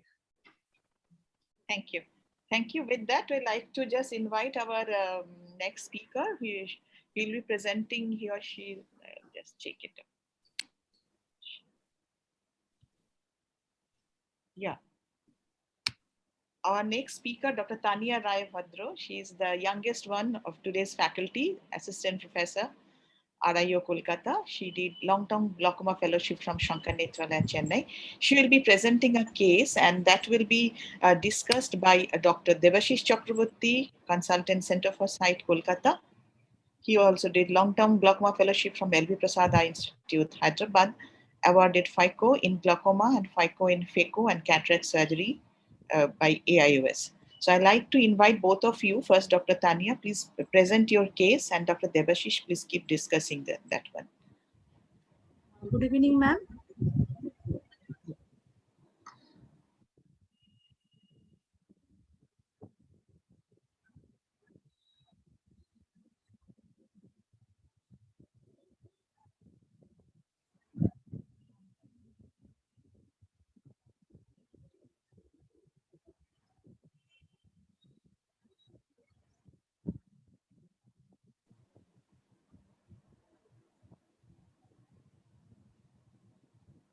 Am I visible, ma'am?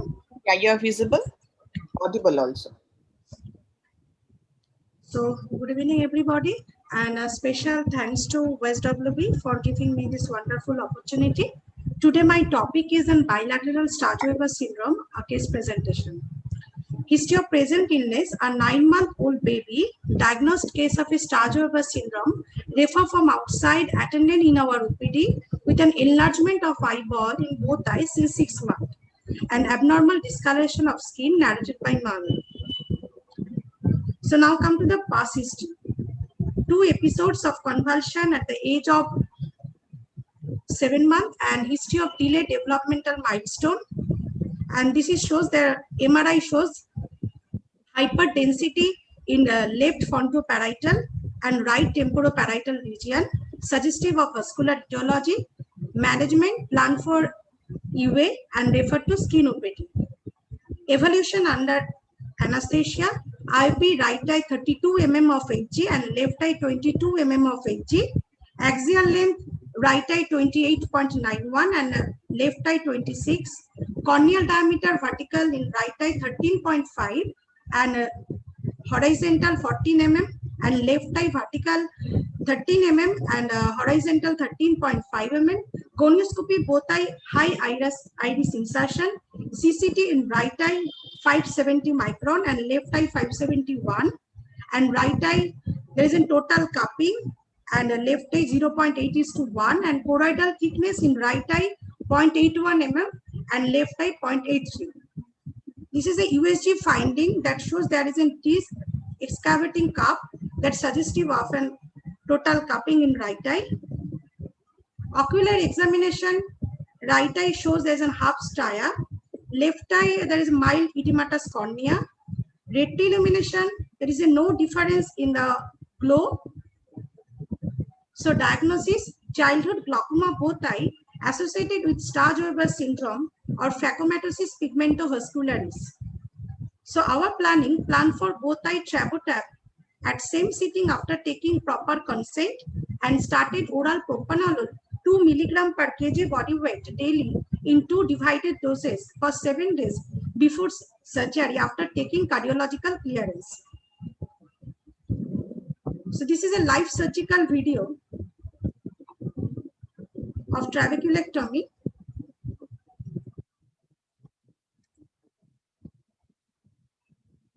The first corneal suture was given, conjunctiva dissected, partial thickness chiral flap was dissected,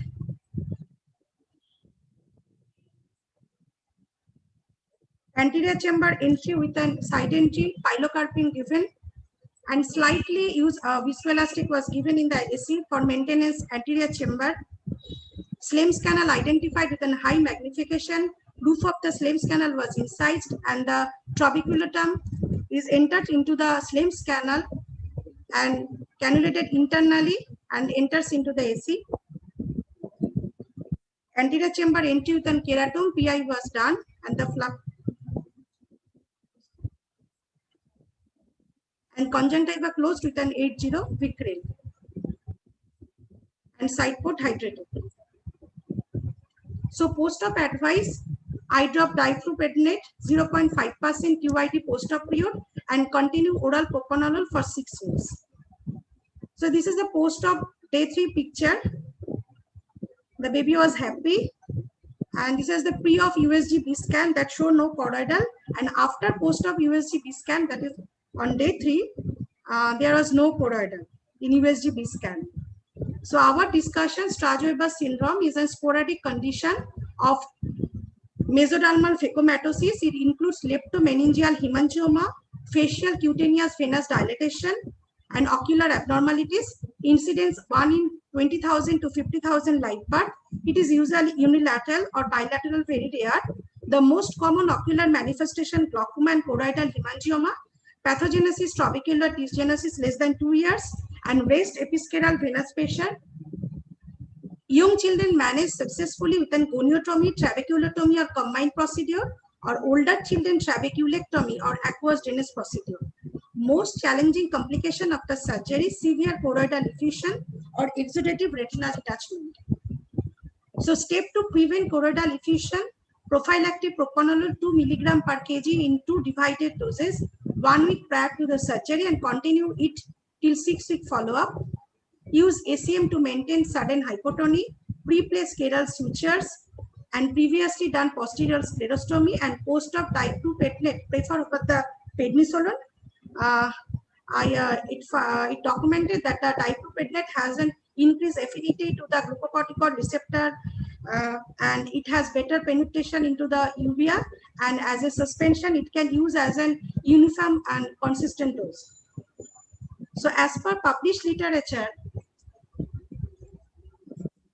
perioperative propranolol are useful adjunct for the glaucoma surgery in Sturge-Weber syndrome by Dr. Pushminda Kaushiki, published on American Academy of Ophthalmology. The conclusion was an oral propranolol seems to have an effective method to minimize the development of side-threatening choroidal effusion after glaucoma surgery in Sturge-Weber syndrome. And in these studies, there is no modification of existing surgical technique like an posterior sclerostomy or pre-placed chiral sutures or etc. Another journal that was published on European, the conclusion of that documented that the combined trabeculotomy or trabeculectomy showed promising result as a treatment for Sturge-Weber associated glaucoma in children. So now come to the phacomatosis pigmentovascularis. Phacomatosis pigmentovascularis is a rare sporadic genetic disorder characterized by occurrence of an extensive vascular nevus and a large pigmentary nevus with or without extracutaneous manifestation. Systemic involvement have an ocular, the patient have an glaucoma, neurologic patient may present with seizures and muscular abnormalities. Isolated PPV without systemic involvement does not require any treatment, and large skin lesion need laser treatment. So there's a study in BMG, the phacomatosis pigmentovascularis type 2 associated with an external hydrocephalus. So thank you, Dr. Debashish Chakraborty and Dr. Ashwin Kumar Ghosh. Thank you, Dr. Dania. Dr. Debashish, please, if you had like to add anything.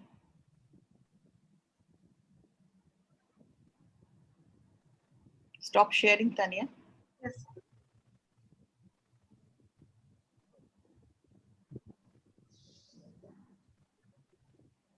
Dr. Debashish.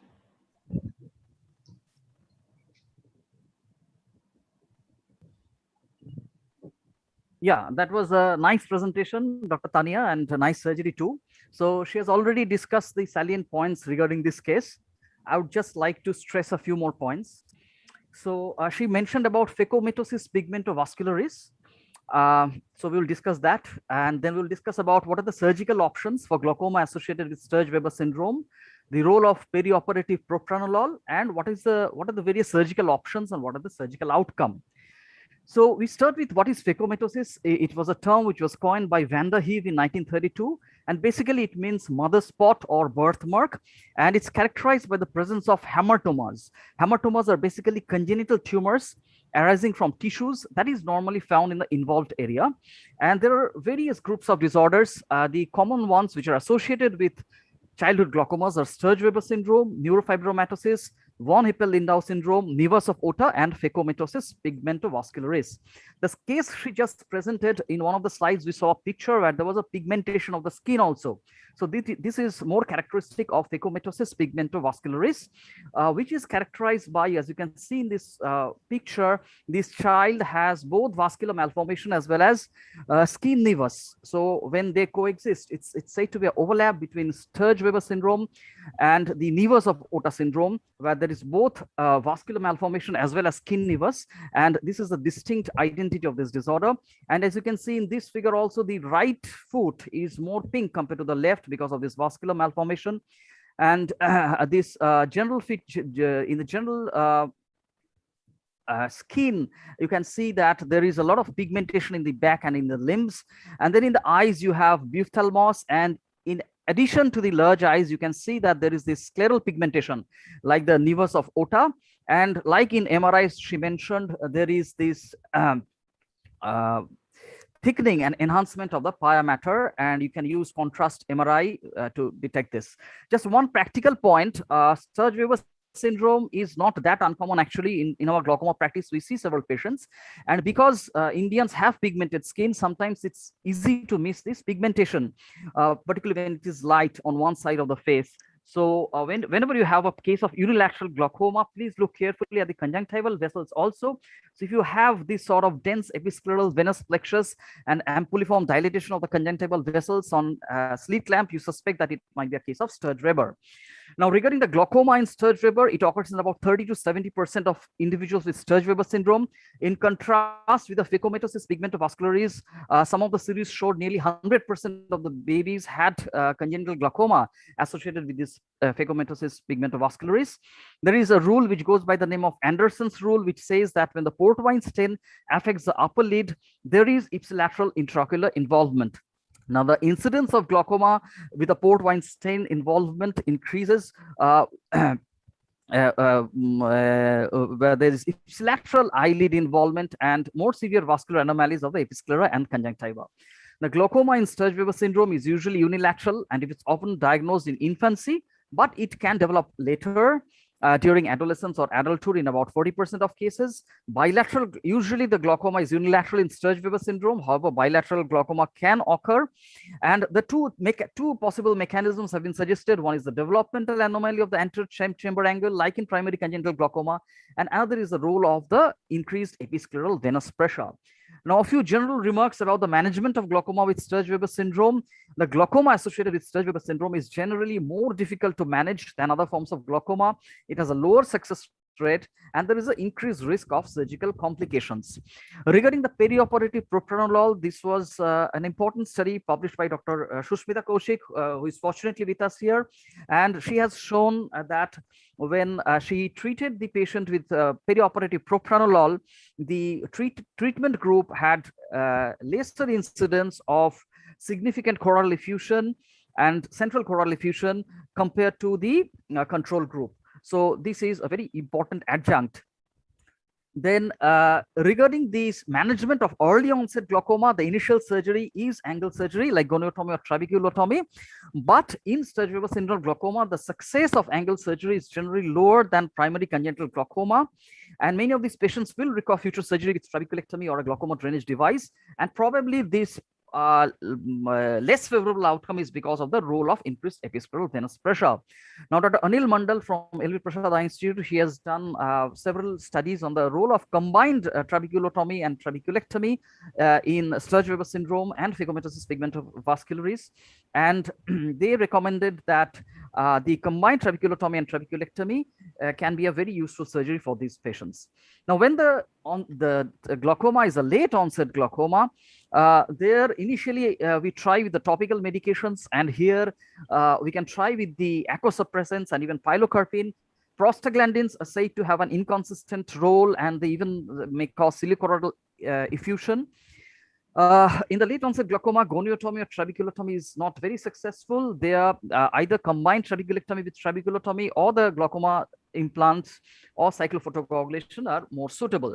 Now, regarding trabeculectomy, she has already mentioned that it's very important that we should keep in mind that there's a risk of massive choroidal effusion and expulsive hemorrhage if you do not take adequate precaution. And what are the adequate precautions? These are preoperative IOP reduction, oral propranolol, slow decompression. So you should make a slow paracentesis, use of AC maintainers, use of pre-placed sutures, use tight scleral flap sutures with releasable sutures, and prophylactic posterior sclerostomy has been suggested by some authors, but some authors have suggested that it may not be useful.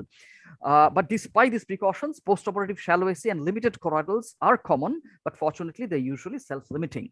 Now, regarding combined trabeculotomy and trabeculectomy, it addresses both the angle developmental anomaly and elevated venous pressure in the same sitting. So while we do the trabeculotomy, we take care of the angle anomaly, and while we do the trabeculectomy, we take care of the increased episcleral venous pressure.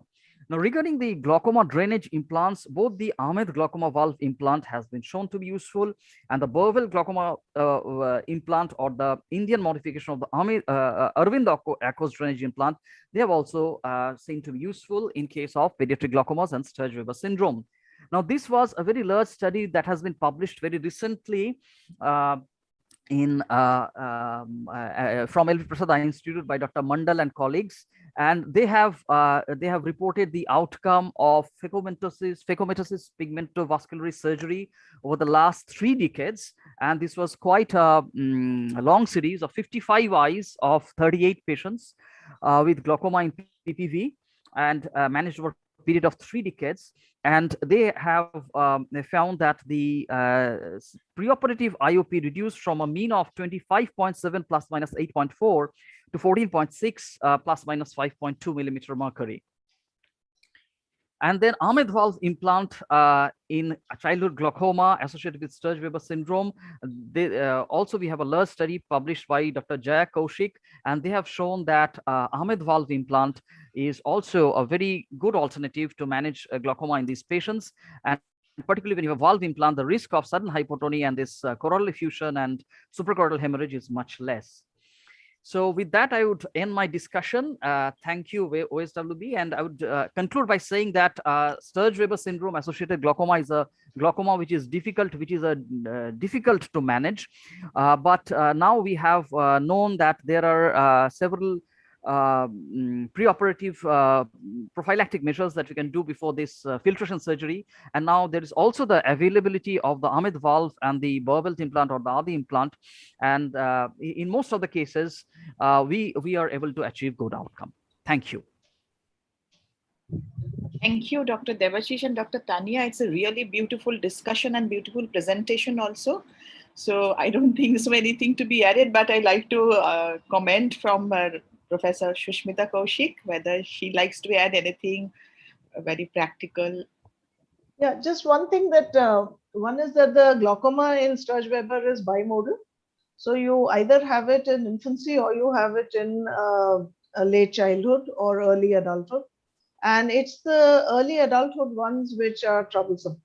So even before using propranolol, we wouldn't have seen choroidal effusions or large choroidal effusions in the children or the infants, because the main mechanism of action was a trabecular dysgenesis, which is why angle surgery is a good option, because you're not opening up everything. So if you're operating on a very small infant, probably just an angle surgery would be enough, because there's no raised intraocular pressure, elevated episcleral venous pressure.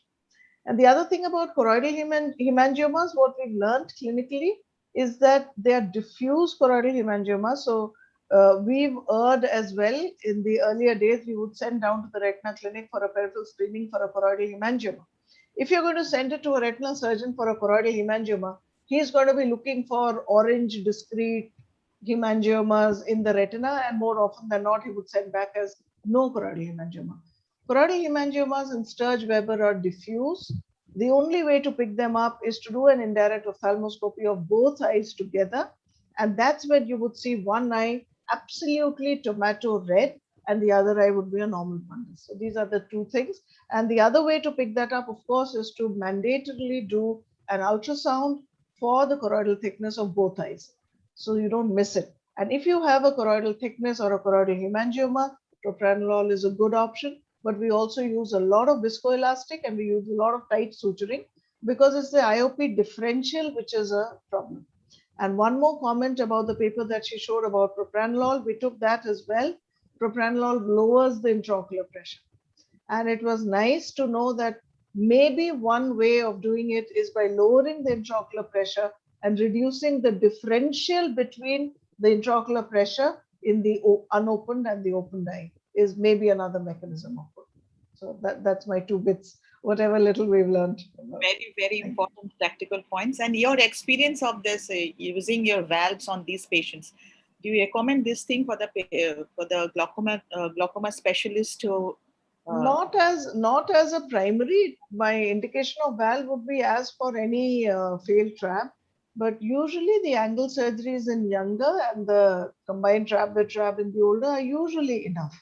But I would be very wary of using valves in children anyway and in small people because they do rub their eyes, and as your hair gets grayer, you become more and more conservative and say, just hold on. So we've learned that.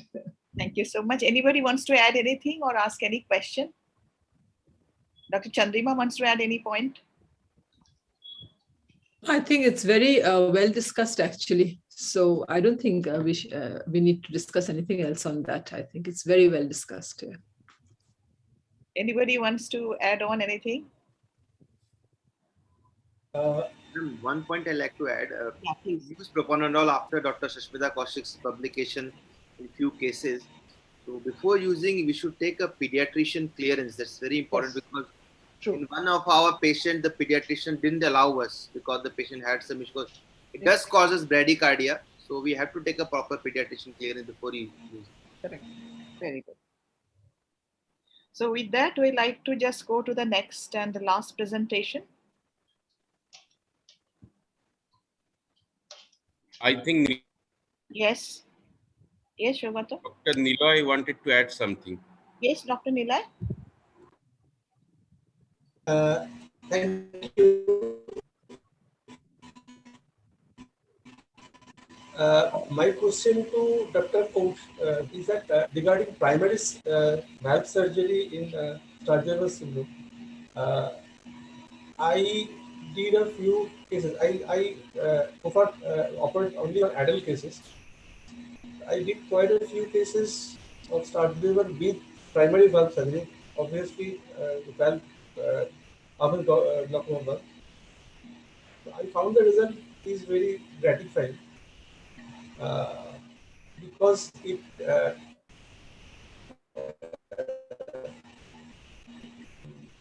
helps complications of trabeculectomy like starting decompression and etc. Can I add a bit to that? Yes, please. Yeah, so valve drainage implants, as Dr. Sushmita put it, in the pediatric age group is a very tricky situation. And these tubes, you have to remember always they'll be foreign bodies. So what even my personal choice when I operate is basically doing a trap or a trabeculectomy in children, because even in adults, those ameth valves we implanted say a decade ago, we do find that there is an increase in the tube mobility and increase in the show through of the tube. As the tube ages, the tube can show through the scleral patch graft also. And overall thinning and pressure related atrophy of the scleral patch, as well as the tissue does occur. We have drastic videos of jack-in-the-box phenomenon of the tube as well. And as she rightly said, rubbing of the eyes is a very, very big thing. So with valves, even though the immediate wow factor is there, the two burning issues would be tube mobility, exposure, rubbing of eyes, and also the encystment. So just in case there is an encystment, then we have a real challenge at hand. Thank you. Not in pediatric groups. Yes.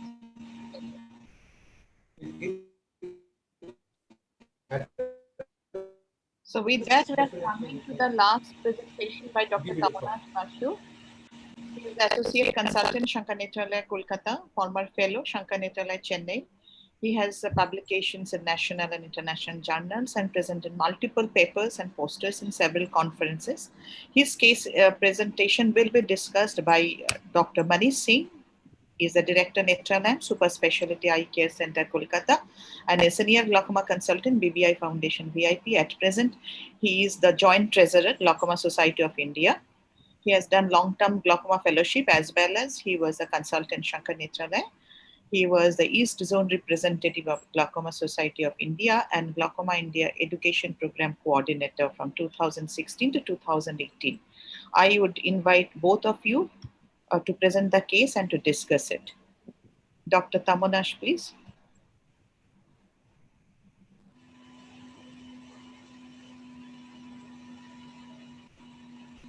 Am I audible, ma'am? Yeah, audible and visible. Please carry on. Very good evening to everyone. Thanks to Dr. Moitre ma'am and OSWB for inviting me in this podium to present a case. So I'll be presenting an interesting case that I encountered in the OPD. So 34-year-old male presented to us with a history of diminution of vision for last 2 years. The patient was diagnosed elsewhere to have a glaucoma and underwent YAG laser peripheral iridotomy 3 years back. So the patient already underwent trabeculectomy in the right eye 2 years back and in the left eye 1 year back. When the patient presented to us, the patient was already on dorzolamide and timolol combination twice daily, brimonidine thrice daily, and latroprost at night. So when the patient presented to us, the BCVA was 6/5 and 6 in the right eye, left eye it was 6/18 and 12. The anterior chamber was shallow with VH grading 2. There was a patent YAG-PI in both the eyes with a shallow failed blade superiorly and surgical iodectomy. Left eye had a NS1 and posterior subcapsular cataract. The IOP with Goldman applanation tonometer was 58 in both the eyes. And with gonio, it was completely closed with a partially patent trap stoma. And it was not opening and it was showing some double hub sign also.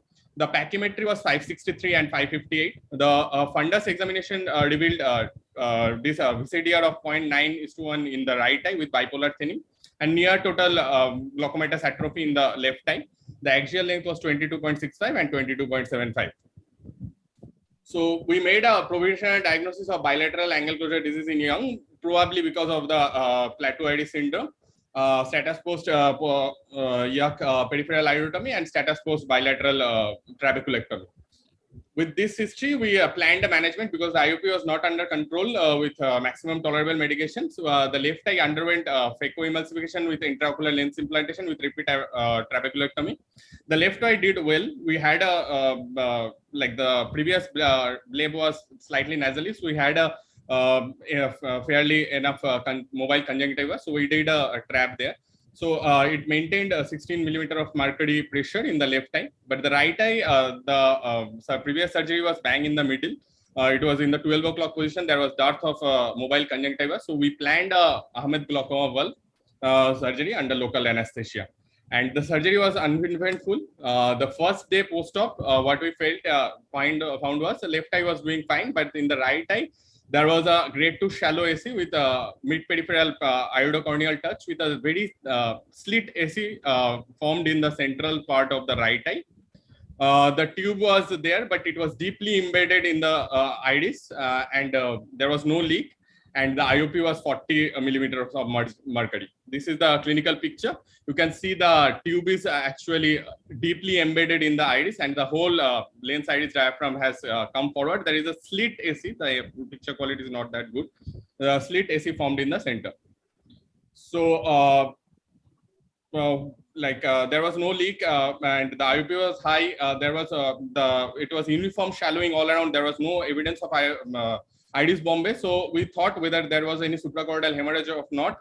So we dilated the patient. There was no evidence of any suprachoroidal hemorrhage.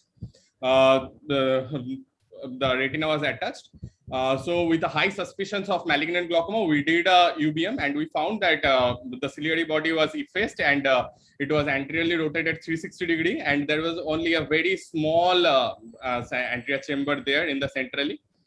So what would be the next line of management? We managed the patient conservatively. We started the patient on long-term cycloplegic therapy with atropine drop thrice daily. After a month of therapy, the lens started moving back and the anterior chamber was pretty well formed, but there was pus all around and the tube tip was still deeply embedded in the iris. So what to do? The IOP was not coming down with maximum tolerable medication. 40 millimeter of mercury IOP was there. So I performed a YAC iridotomy to free the tube end. So this is the after PI, we can see the tube end has got freed and it's actually iatrogenically created in the sulcus. So it is placed through the PI into the sulcus. And after that, the patient dramatically responded. The vision actually improved. After the 2 months or 3 months, the patient is still on atropine therapy. The vision is 6/5 and N10. And in the left eye, it is 6/18 and 12. And there was shallowing in the AC, but mostly it has resolved, and there was a patent PI through that the tube is protruding, and the IOP has fairly come down. It is 20 millimeter of mercury with single AGM. So after this, I did a literature search on whether there is a evidence of malignant glaucoma in the young patients or not. So I found 2 papers from China. They have shown that primary angle closure patients in young, they have showed that malignant glaucoma is not that uncommon. It is very common in these 2 papers also, and everybody has shown that there is a significant postoperative complication is malignant glaucoma, and but they have reported after the trabeculectomy surgery, but I faced it after the AGV and I managed it like this. I invite questions and discussion by Dr. Manish Singh, sir. Thank you. Thank you, Tamunash.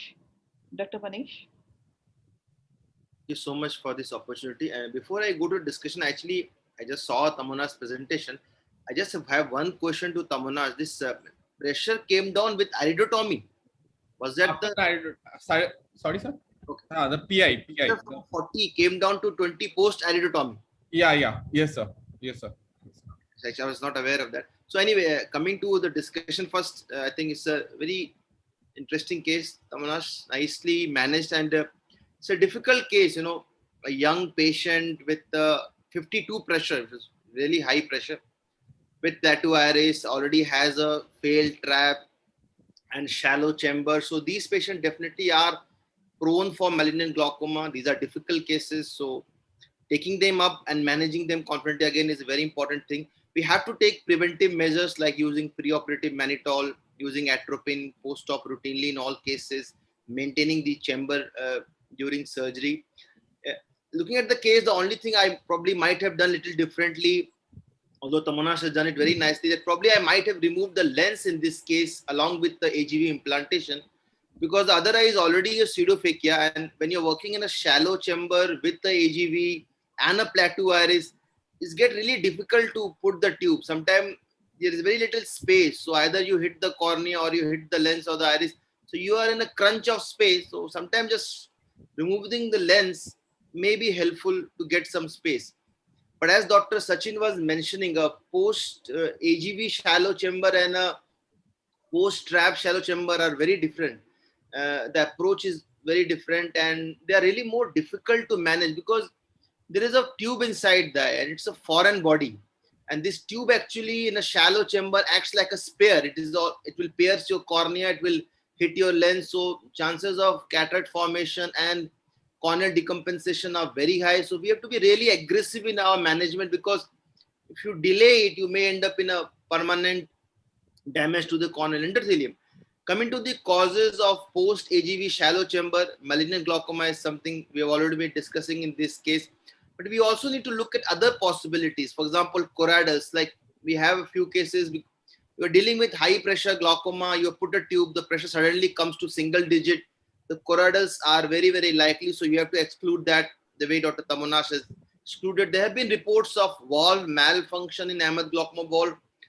So that also has to be kept in mind. Plus peritubercle leak, any gap in conjunctiva or aqueous hyposecretion, which can be pharmacological or because of a ciliary body shutdown. All these possibilities we have to keep in mind when you deal with case. Coming to malignant glaucoma, just key points I like to highlight. Clinical suspicion is very, very important. So axial shallowing of anterior chamber, not the bombing what we see in pupillary block glaucoma, is very important in these patients. You have to exclude pupillary block because sometimes that can be associated, but this was a case which was post-strap, so I'm assuming there was already a PI patent, hopefully. Yes. Yes. And IOP is generally high in malignant glaucoma, but it can be normal because of often this associated supraciliary effusion, or you have a functioning bleb or a functioning Ahmed valve that can drain a bit of fluid.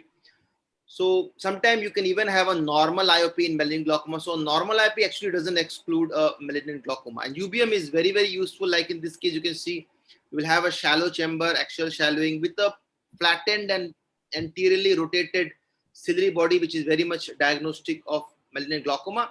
Some cases may have associated supraciliary effusion, but not seen in all cases. Management, already Dr. Tamonash has discussed.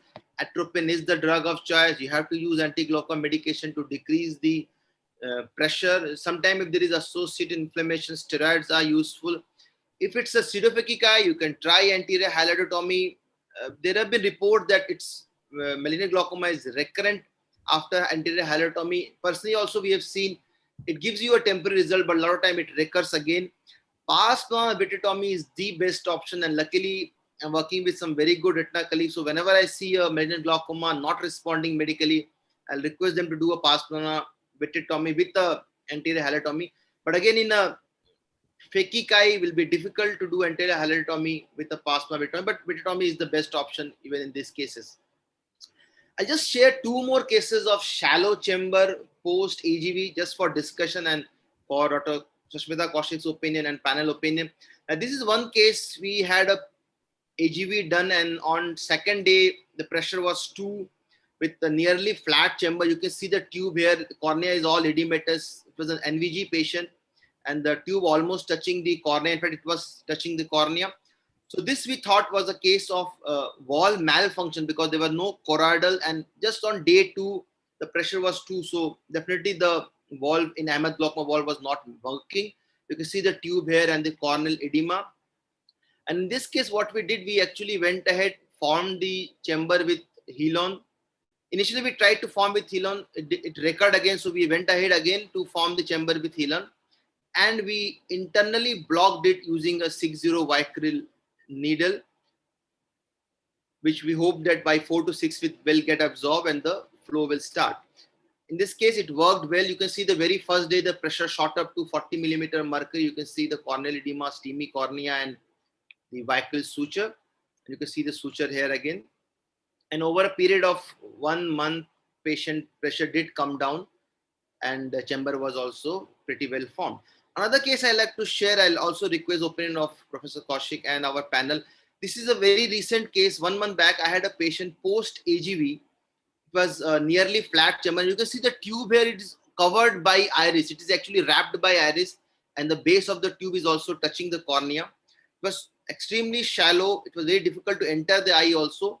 The plan was to inject Helon, but we thought we just wanted to know whether the shallowing of AC is because of choroidal or a valve malfunction, because the pressure was around 8 millimeter mercury. So we injected the blue to see whether there is any peritubular leak or there is any gush of blue into the bleb, but none of them was found. So we assumed that it is just the choroidal which is causing shallowing of the chamber and the tube coming and touching the cornea. So this was just a test we did. I'll request the panel opinion whether this test makes sense. And coming back to Dr. Tamonash's case, laser iridotomy in this case was very innovative because at least it prevented the blocking of the tube with the iris. So I think that might have helped because there was already an iridotomy present. So iridotomy might not have held, the tube blockage was removed by iridotomy, and that must have restored the flow of aqueous and helped in your case. Yes, That sir. is I the most also think the possible. same. Yes, sir. Thank you. Thank you, Manish and Dr. Tamunas. I have just a question to Tamunas. Just want to clarify, what was the pre-operative intraocular pressure on the eye where you have implanted that valve? 58, sir. 58, ma'am. With that 58 pressure, you operated for a valve, or you just reduced No, it? no, after mannitol. Yeah, I have given everything. I have put the patient on Diamox. I have given preoperative mannitol also, and like then only I have taken the case. So did you put the pressure what it was pre-operative? Eye was soft? Eye was soft, ma'am. It was the surgery was uneventful, ma'am. I didn't have any problem during the surgery. And with the how long the patient was on Diamox pre-operative? Pre-operative, around 1 week because the patient had 1 week. Because the other eye surgery was done, then I stopped the Diamox for momentarily, and I asked the patient immediately, but then again the pressure was shooting up. So I again started Diamox for a very short period, and I have taken the case for surgery. I did the left eye first, fake out and retrap. So that time the patient was on Diamox. Then with a brief gap, again. So with that, I would like to ask Dr. Shushmita Kaushik whether she wants to add any practical point to this particular case, and the questions of Dr. Manish seem to be taken care of. So like Dr. Manish said, removal of the lens can help. Did you consider doing an iridozonular hyaloidectomy? Because it's it's an easy thing to do for us anterior segment surgeons. I'm always scared of going to pars plana. Ma'am, I was going to ask that if the patient develops like cataract a bit, so do I do like after the removal should I do iridozonular hyaloidotomy also? Because the ciliary block wouldn't, I think, would be relieved by just a valve, because you're getting fluid out of the anterior chamber. Yes. That's the thing. So if you have to relieve the ciliary block, and that block is at the junction of the iris, ciliary body, and vitreous base. So what we do now is, Sirisha has taught us that we just go straight in with an MVR and see it behind the lens, and then they go straight in with the vitrector and just eat up everything, eat up the hole in the iris, and then eat up the anterior vitreous, the peripheral zonules. Of course, if it is pseudophakic, it is easier. But even in a phakic thing, if we've just eaten up the hyaloid, and if at all they develop the cataract, the gratifying thing is seeing the AC form and deepen on table. And then you know that you're in for. So rather than doing an outflow, I would think in malignant glaucoma to reorganize the fluid flow within the eye would be a little more. But having said that, you've managed it so well, touch wood, and we hope it stays. So, Madam, one point, this malignant glaucoma actually happened after valve implantation. yes. Isn't it? No, not there before. So, how was it resolved with iridectomy? Something. I mean, you showed that the chamber deepened, right? Or you with atropine. I have kept the patient on atropine. Like now, also the patient is on atropine. It has deepened a bit, but peripheral pass has formed already, and it was grade 1 shallowing now. But the lens has moved back. There is a fairly well gap is there. Through that only, I have dilated the patient, and the tube was poking, and I did the PI there to free up the end, and that's how the most probably the flow is restored. That's how the IOP has come. I didn't do any the vitrectomy or iridozonular hyaloidotomy. A bit 2-3 points. I mean, it was a very case with very important learnings for anybody who's practicing AGV surgery. So there are 3-4 things that I would just like to make a point. One is that there was a small study, I think, done by the lab of LV Prasad Eye Institute regarding the opening pressure of AML glaucoma valve. And they had found that there is a lot of inconsistency. Similarly, we had also found in a few cases that there was a lot of variability in the opening pressure when you prime the AGV. And because of which you can get this kind of variable pressure responses, even if there is no peritubular leakage, or even if there is no, gross wound leak. That is one thing. Secondly, as Dr. Manish rightly pointed out, peritubular leak, especially for beginners, is something that you have to be very wary about, because if you do not have a long intrascleral pass, or if you pass it through a slightly slit open short tunnel with a 23 gauge needle, you do get a peritubular leakage in the early parts of your AGV implantation. The third thing, what he showed about the stenting of the tube, which is a very innovative thing by Vicryl. Luckily, now we have Supramid that is made by OSWB, and we can use that as a better material, as it is being used as what we call as a ceton inside the tube. For is it commercially available? Because I asked OSWB just yesterday and they said yeah. Actually, if you this was in the works for quite a long time, because I was after Dr. George saying that if we want to make the RD safer, because it came from the fact that AGV is increasing its price like the share market, and it's becoming very unaffordable for many of our patients. So I was asking, is the Supramid commercially available? Because it doesn't seem to be available. No, it is going to be shortly available. So shortly, it's not choice. Yeah. And in fact, the video was shown, I think, a couple of days ago in the last meeting. So that is a good thing for us. That's a good news for all glaucoma specialists. We can use the Supramid, and it's a better material to stent the tube. Yeah, because it's braided. Yeah. And the last thing was about the management of malignant glaucoma with irido-vitreohyalozonulotomy.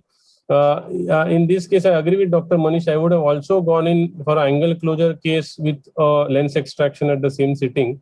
And having said that, doing a pars plana entry and a core vitrectomy with a irido-zonulohyalotomy is not very difficult at all. Means as a routine, I think all of us as anterior segment surgeons should be used to putting a 23 gauge trocar cannula inside the pars plana and doing a vitrectomy. Even in cases of PC rent, they settle really beautifully. And if you are into a practice of doing that for your cataract cases, then putting in a vitrector inside and coming into the anterior chamber is really simple, and it works beautifully. It settles very well, and it's the most physiological thing to do. So these are my 2-3 bits about the case. Thank you. Any of the panelists want to add anything or any questions? Actually, ma'am, the lens was clear. That's why I didn't take out the lens. But after retrospectively, when I was thinking, I thought that it would have been better if I have removed the lens in that setting only. Now I am very much scared to touch that eye again for the removing. Initially I thought that I will remove the tucked iris, but like touching that eye is very difficult. So I did that thing to like remove that. Quite an advanced glaucoma to begin with, actually.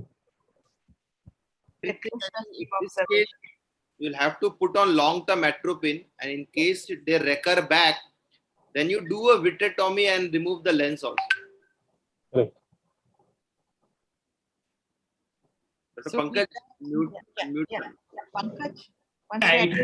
It will form cataract soon, because the tube is already touching. So it will form cataract soon. So lens anyway, you have to remove it.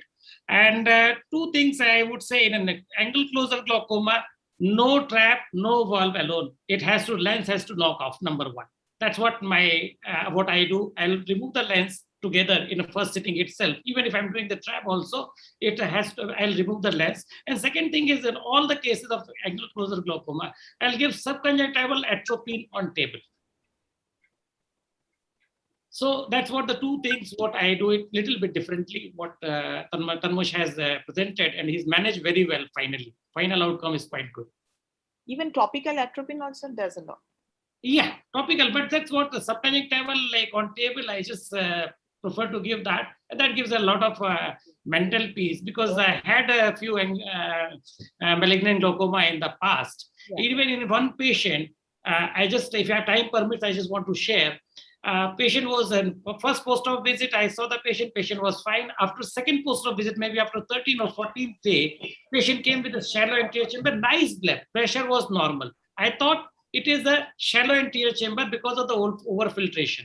I've taken the patient in the OT, formed the anterior chamber. On table, I found lot of resistance. Then I realized something is wrong.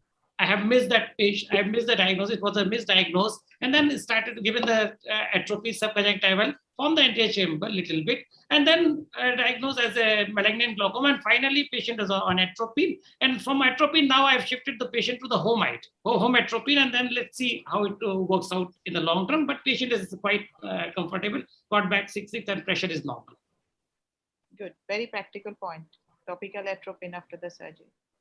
So with that, I like to just invite Dr. Shugotopal for this vote of thanks. And I thank you everybody, all the faculties, Professor Shushmita Kaushik, Dr. Sachin, and all others for giving us so much of time, valuable time on Sunday evening.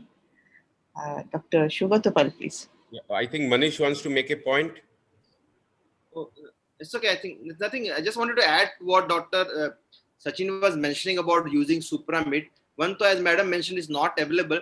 We had an option of using non-absorbable suture like, say, a Prolin. But what we thought that time, I'm telling you, because again, it was a desperate case you have to take up because cornea is decompensating. So that time we thought Vicryl is a suture which will get absorbed over a month period, so may not have to go back again and remove it. That was the only idea of using it rather than using a non-absorber like a Prolin, which will again have go back and to again do one more intervention. So that was the thought process that time. And but just Agreed. good idea you can, because mostly the literature they have mentioned opening the conjunctiva, removing the sclera, and then externally ligating it. But we tried it internally and it worked well. So what can be tried actually? Thanks, Manish. Is there any other point from our chairpersons, Dr. Chandrima Paul and Dr. Nilay Majumdar?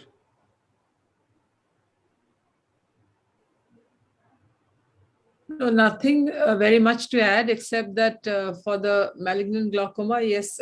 In fact, Shushmita has a paper in which actually she's spoken about that